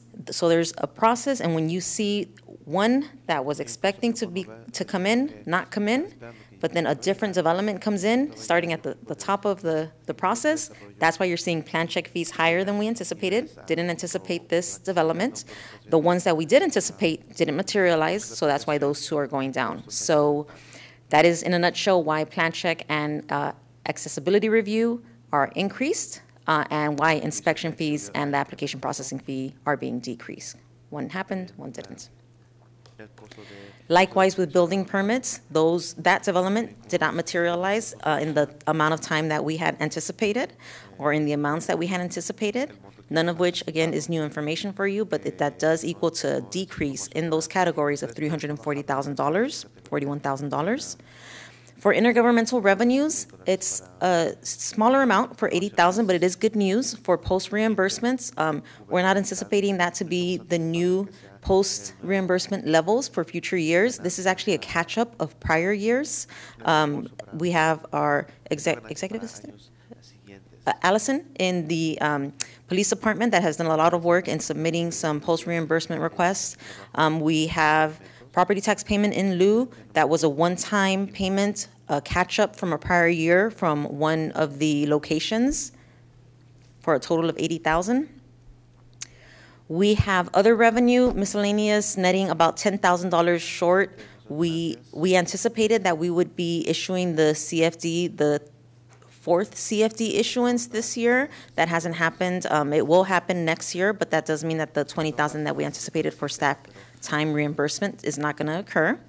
For fines and penalties, again, I won't put this on the chief because while they are lower than anticipated, they're not a negative amount. The reason why it's a negative amount is because when we receive revenues from our pass-through, Passport Inc., we then take a certain amount and pay it back to the county, and that hadn't been trued up for about 1.5 years. So that's why this is showing in the negative. There was already a small amount of revenues compared to the $70,000 that was anticipated, and then we had to true up those payments. So next year we'll probably decrease this in your budget line item, but obviously not as a negative amount to be received.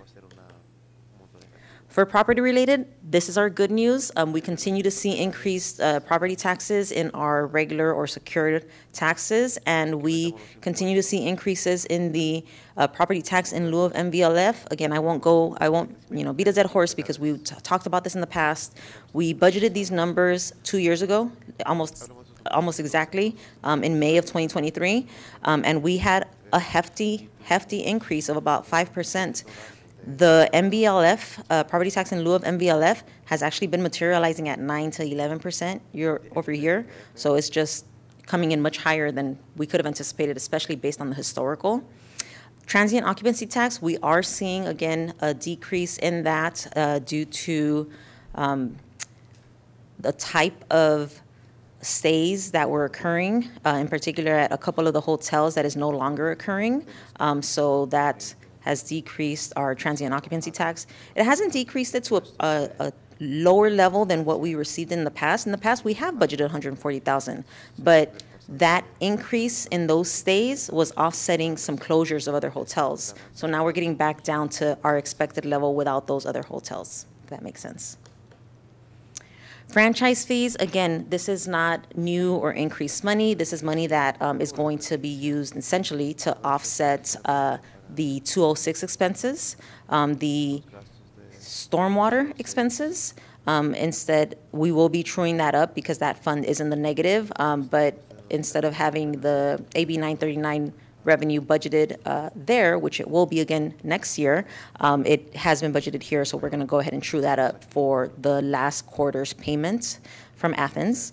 For investments and rents, we are on the track that we anticipated to be for our return on investments. However, our fund balance for the general fund is picking up, again, some of those negatives from other funds. So we're not going to see the full investment returns that we had anticipated this year, but we do anticipate that to level out next year at the 150 for general fund. Again, that doesn't mean that we're not getting all the money that we anticipated in our investment returns. It just means that it's not coming to the general fund. It's going to other funds who have bigger fund balances.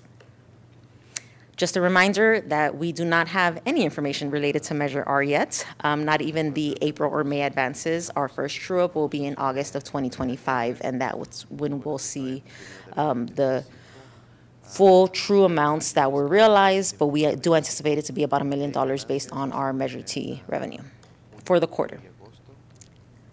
That, as I noted, was about an increase of around $495,000 in revenue increases. We are asking for $493,000 in expenses, and that sounds like a big number, and we'll go over each one in a second. But on a net fiscal impact to the general fund, it is increasing the general fund by about $2,000. So early on in this presentation, I discussed how every department worked with the city manager to, identify savings, identify vacancies that could deal with the significant shortfall that we were dealing with at the start of the year, including last year, actually. Our information technology division willingly gave up $118,000. That was a little too generous, so he's asking for that back because it is needed to pay for our software costs and whatnot, and because we are able to cover that with the revenues that have come in, we're recommending to give back that budget. Our building and grounds maintenance divisions had increased costs related to, not to take from them, they also gave up money, but they're not asking for that back. They are asking for $27,500 related to increased expenses for a sewer line and main line water break that occurred. $43,000 is being requested from the Spirit Homeless Shelter for the Spirit Homeless Shelter funding. That is not new money. What it is for the prior year, there was a catch-up. So instead of getting the payments posted to the prior year, it was posted in this fiscal year. So for accounting purposes, instead of doing a carryover when we're in May of this year, we're just asking council to do a budget adjustment. $106,000 is related to costs for the liability insurance compared to the original amount. Again, that was an amount that was anticipated in May of 2023. Not the first time we were discussing it, but we would like to memorialize it now that we have, balanced recommended amounts. And I will leave the last two for the city manager.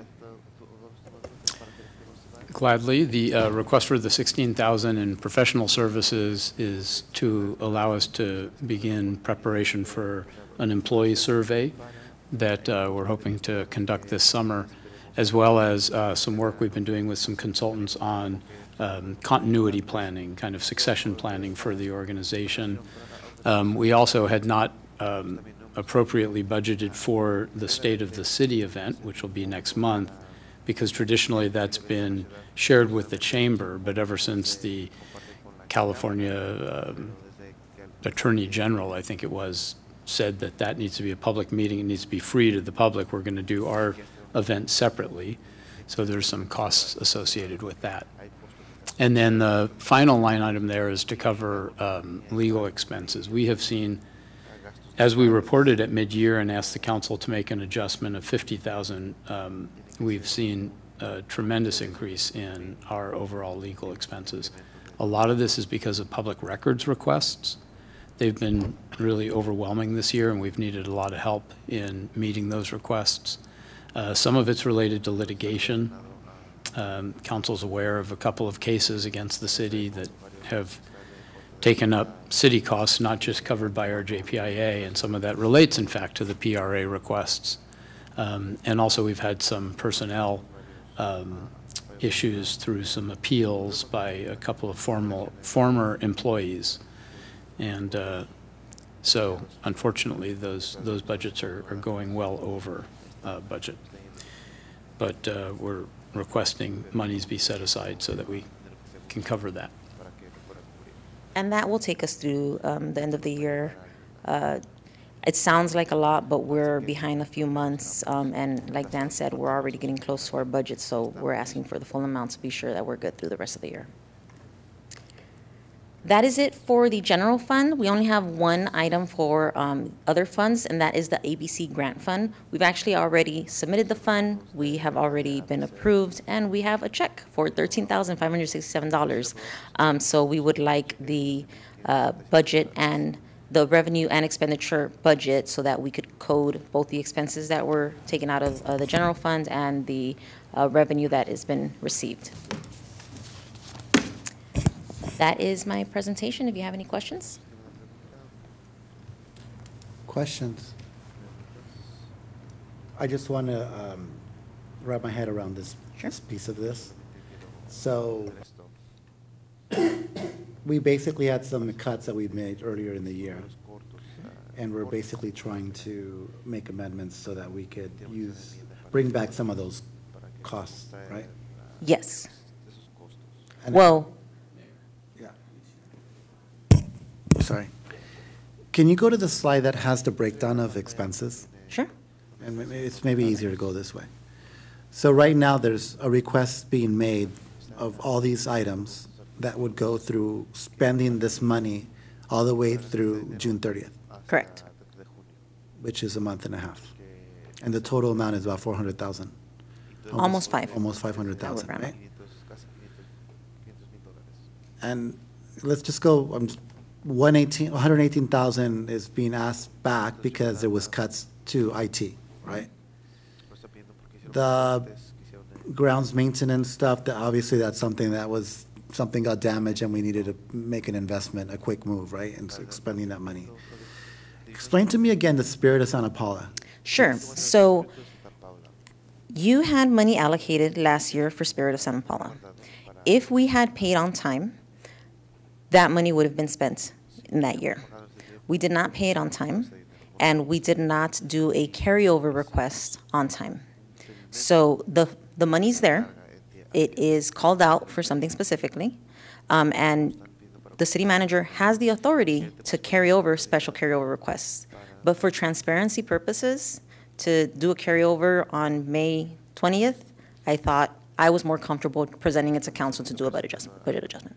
But it doesn't exceed the amount that the council initially approved. No, it's It's just just a delayed payment. correct. Obviously, the liability insurance. I mean, insurances have been going up for everybody, right? Yes. So I understand that. And I'll just point out that the positive news for us is that our workers' comp insurance has actually been flat or down slightly. Down. So that has not gone up, but our liability related to our claims, tort claims, trip and falls, tree limbs, those kinds of things has gone up more than we had expected 2 years ago.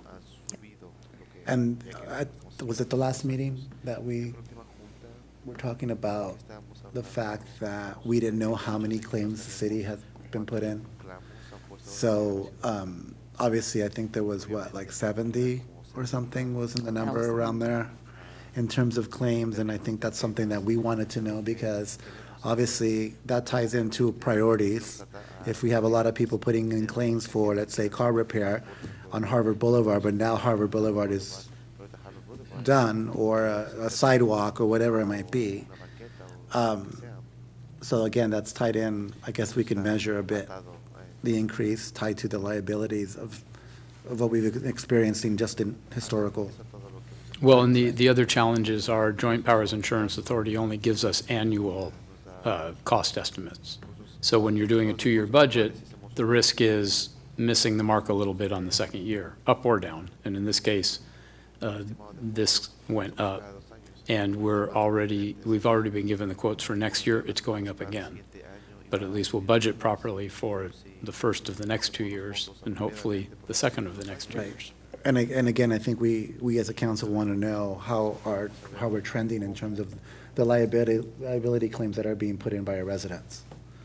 And I think we asked for that information in the future reporting, so we kind of see, right, as things can prove, are these claims going down, right? The other piece of this is professional services. So this would be for a survey that would be conducted when? Well, we would normally budget for this coming year, but then it wouldn't allow us to get started until the end of summer or fall. So the idea is, because there are some additional funds, if the council's comfortable, we'd get started working with a consulting firm in the next month or so that we could roll into this in the summer. I have concerns about spending $16,000 on serving our employees right now, especially while we're in employee negotiations, and there's going to be an outcome to what is decided based on those negotiations. I mean, we don't have to do it. We want to find out kind of what the input is of our employees, and when we set out to do that internally, what we recognize is that the level of participation, or say the integrity of the survey, will be highly compromised. Either at the participation. Timing, right? So why would we do a survey this summer during the midst of a new budget cycle? Like when we give something to somebody and we're improving working conditions, then you want to have a survey done, let's say mid-year, to see how that plays out. Yeah. No? In other words, doing it this summer. In other words, wait a little while. Correct. Because these things that we're going to potentially provide our employees don't go to effect for the most part in January. It'll take a matter of 2 or 3 months to work with a consultant to formulate the survey, but we can also wait. It's just that then we have to budget for it for next year, which, since there was a little extra money now, I thought we'd get started sooner, but. I would like to recommend that you wait on spending $16,000 on serving employees at this moment in time, especially after what we're in the midst of with our negotiations. If I could get clarification on how much of the 16,000 was for that, because I know the State of the City event is one, and then I know this isn't my department or my consultants, but being a part of the management retreats, there's been a big focus by management at different levels to make sure that we're addressing morale. And to the credit of this situation, the recommendation to have an outside consultant do it came from mid-management and management. So I think that's also where it's coming from. But if you could clarify, if we're going to back that out, how much? 8,000 of that 16 would be related to the survey, and we could defer that or budget for it next year. And then the $183,000 to cover the legal costs. Well. And I'll be honest with you, if you're going to take 8,000 from there, I would ask that it be moved down, because that was a little tight for me. I had it originally a little bit higher. Yeah. And again, that's tied to what we're paying out of pocket, what we're paying for legal service representation, right? On claims that are made against the city that are not covered by JPIA. I mean, that's part of the overage, is the amount of litigation liability claims that aren't covered, the PRA requests associated with those, the assistance that PBK has given staff for potential litigation. You're all aware of the Southern Cal Edison and gas companies charges against us and trying to avoid litigation with them. That has cost a good bit of money. Those are all above and beyond the general retainer that Ms. Castillo provides us. And to be fair, out of that 183, 30 to 40 was old invoices that were getting caught up from a prior year. So, you know, we're looking at 150, and that was me budgeting around 35,000 for the remaining months that we had left to pay. So if they come in lower than that, I haven't seen the invoices. It's possible that we wouldn't need the full 183. I was just being conservative. So you give it enough, you have enough cushion Exactly. in case they, right. But I'm certain they might come lower. Okay. Questions, additional Yeah, questions? just to follow up on the, thank you. Just to follow up on the $8,000 for the employee survey. I mean, we all know how important it is when they do customer surveys, right? You better your services and get return customers. But to provide an employee survey, what do you anticipate as being the end result? Or perhaps, maybe you can answer it, but what's the follow-up and how much is that going to cost? I mean, maybe you don't know what that is, but, so you end up with the survey, you spend $8,000, now where do you go from there? Yeah, I mean, you know, my experience has been usually you end up with a whole menu of options related to the feedback you've received. Some might be really low-hanging fruit, like the working conditions aren't great because our computers are so old, or we don't have good enough air conditioning, you know, or they could be more significant and take some time to address and resolve. Some of it might be about communication and how employees feel supported by their coworkers or their bosses. You know, it'll really depend on the questions being asked and then, of course, the feedback that we garner. I do think it's important to do it. I know the council had asked that I do it. It was, you know, a little over a year ago that request was made. As Ms. Ramirez is saying, when we went to our management team and said, we're planning to do this survey, the feedback was, if you don't bring in a third party to do this, people are not going to give their honest feedback.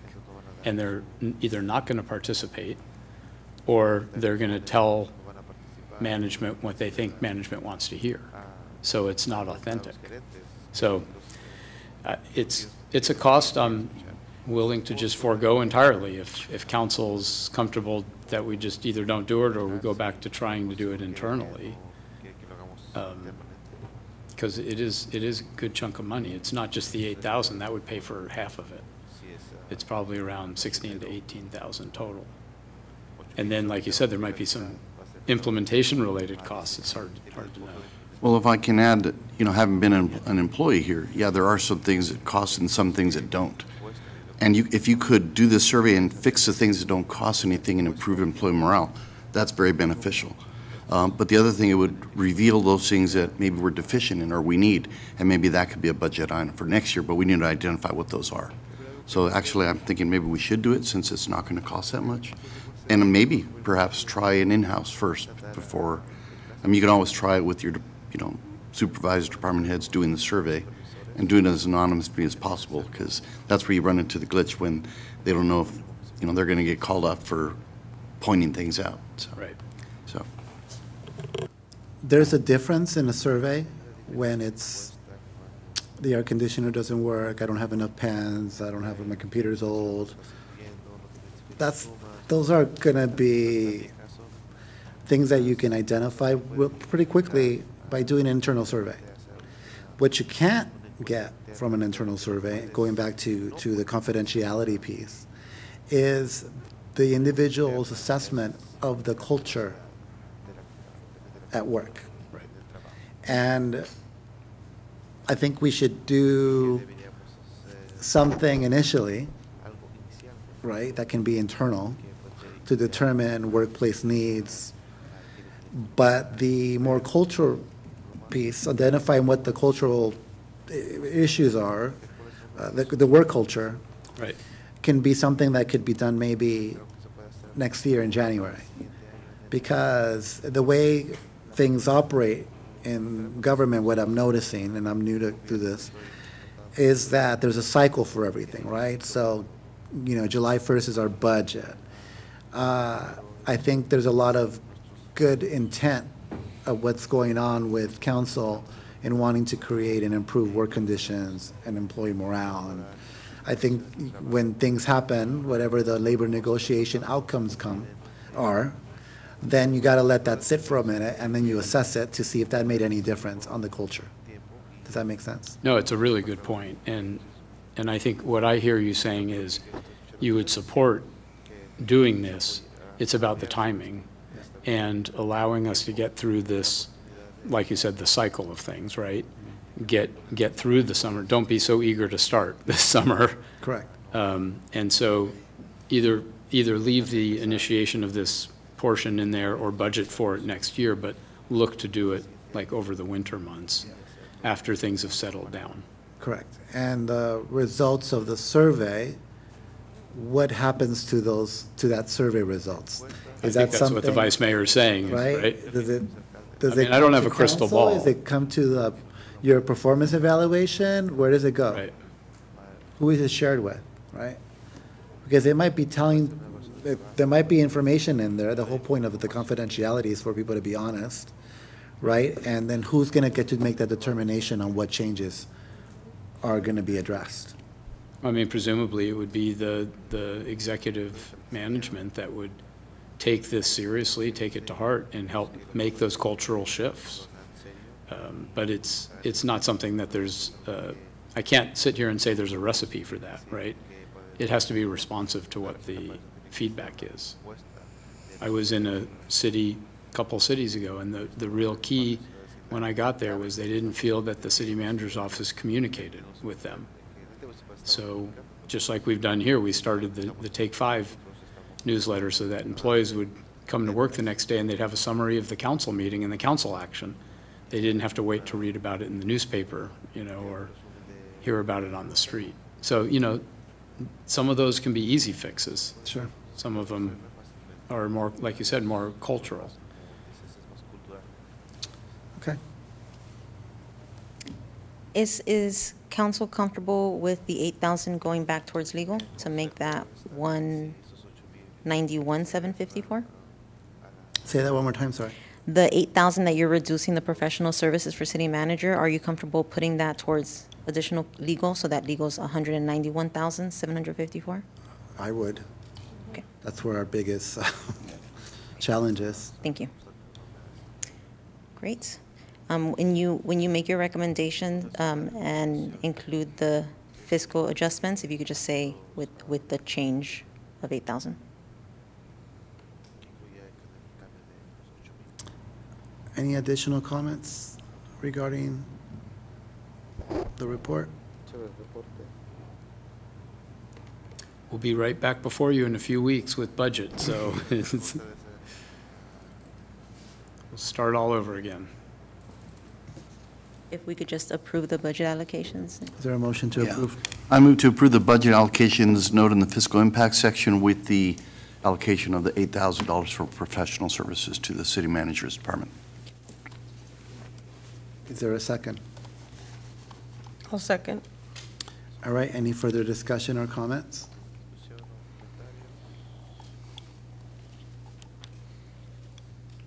That was 2 minutes, right? It's late. All right, seeing none, all those in favor say aye. Aye. Aye. Aye. Motion carries. We are moving on to agenda item number 8, and we're going to start with the Vice Mayor. Thank you, Mayor. My week started on Saturday, May 10th with my participation in the Santa Paula Police Memorial, which occurred at the Police Memorial, and the Police Department did, once again, an excellent job of remembering our 2 fallen officers who died in the line of duty, as well as family being allowed to speak the names of 2 officers who died in off-duty related accidents, as well as one of our dispatchers who unfortunately passed away due to cancer. It happens every year during Peace Officers Memorial Week. I attended the Blue Ribbon Committee on May 12th. However, I got there towards the tail end. Councilmember Cornejo got there originally. I did catch some of it where they talked about the progress they've made in the ingress and egress to the proposed future hospital site. So they've got to work to see if they can come up with a viable solution to that, and then it goes back to more planning, more discussion, and then ultimately a county supervisor decision. On the 12th, also, there was a Rotary Scholarship, which Rotary gave out, I believe it was about $52,000 to graduating high school seniors. I attended the swearing in of 2 police personnel here in the council chambers. I believe one was Officer Mendez, Vincent Mendez, and the promotion of Rick Preble to sergeant. And it was well attended in here with friends and family, and that's always a great thing to see. Today, I also attended the Ventura County memorial service for the fallen officers of Ventura County. Our Chief Aguilar read the names of the officers that died in our history here in Ventura County, and it's sombering to just think about all those officers that gave the ultimate sacrifice and the promises that they said towards the end of the ceremony that they promised at the funeral services that they would never forget. And this is a continuation of never forgetting the sacrifice the officers made and the continuing impact it made to all the families who survived. And that's my report, Mayor. Thank you, Vice Mayor. Councilmember Ornelas.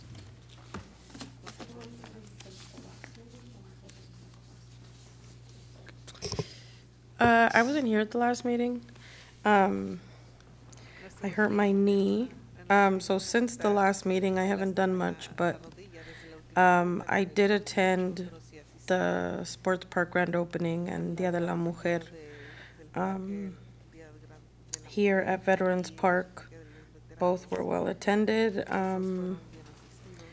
My knee's really taken up most of the month, so I don't really have anything to report.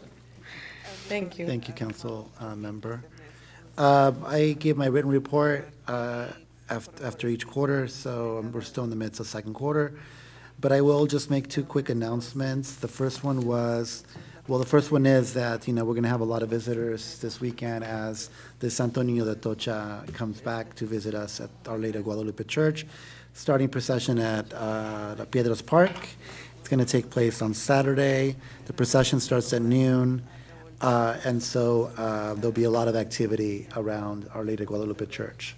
The other thing I did want to mention is that I had the opportunity to attend the Rose Garden dedication for late Carmen Ramirez, the board chair at the time of the County Board of Supervisors. I was there this afternoon. I said a few words, and I did want to read.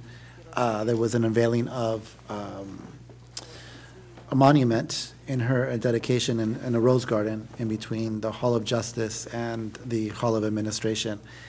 And in memory, it says, Carmen Ramirez, a great leader, gives her ear to the people and voice to the voiceless. May this memorial garden inspire the growth of a new generation of great leadership in Ventura County. So with that said, we are going to adjourn this meeting in honor of our late supervisor, Carmen Ramirez.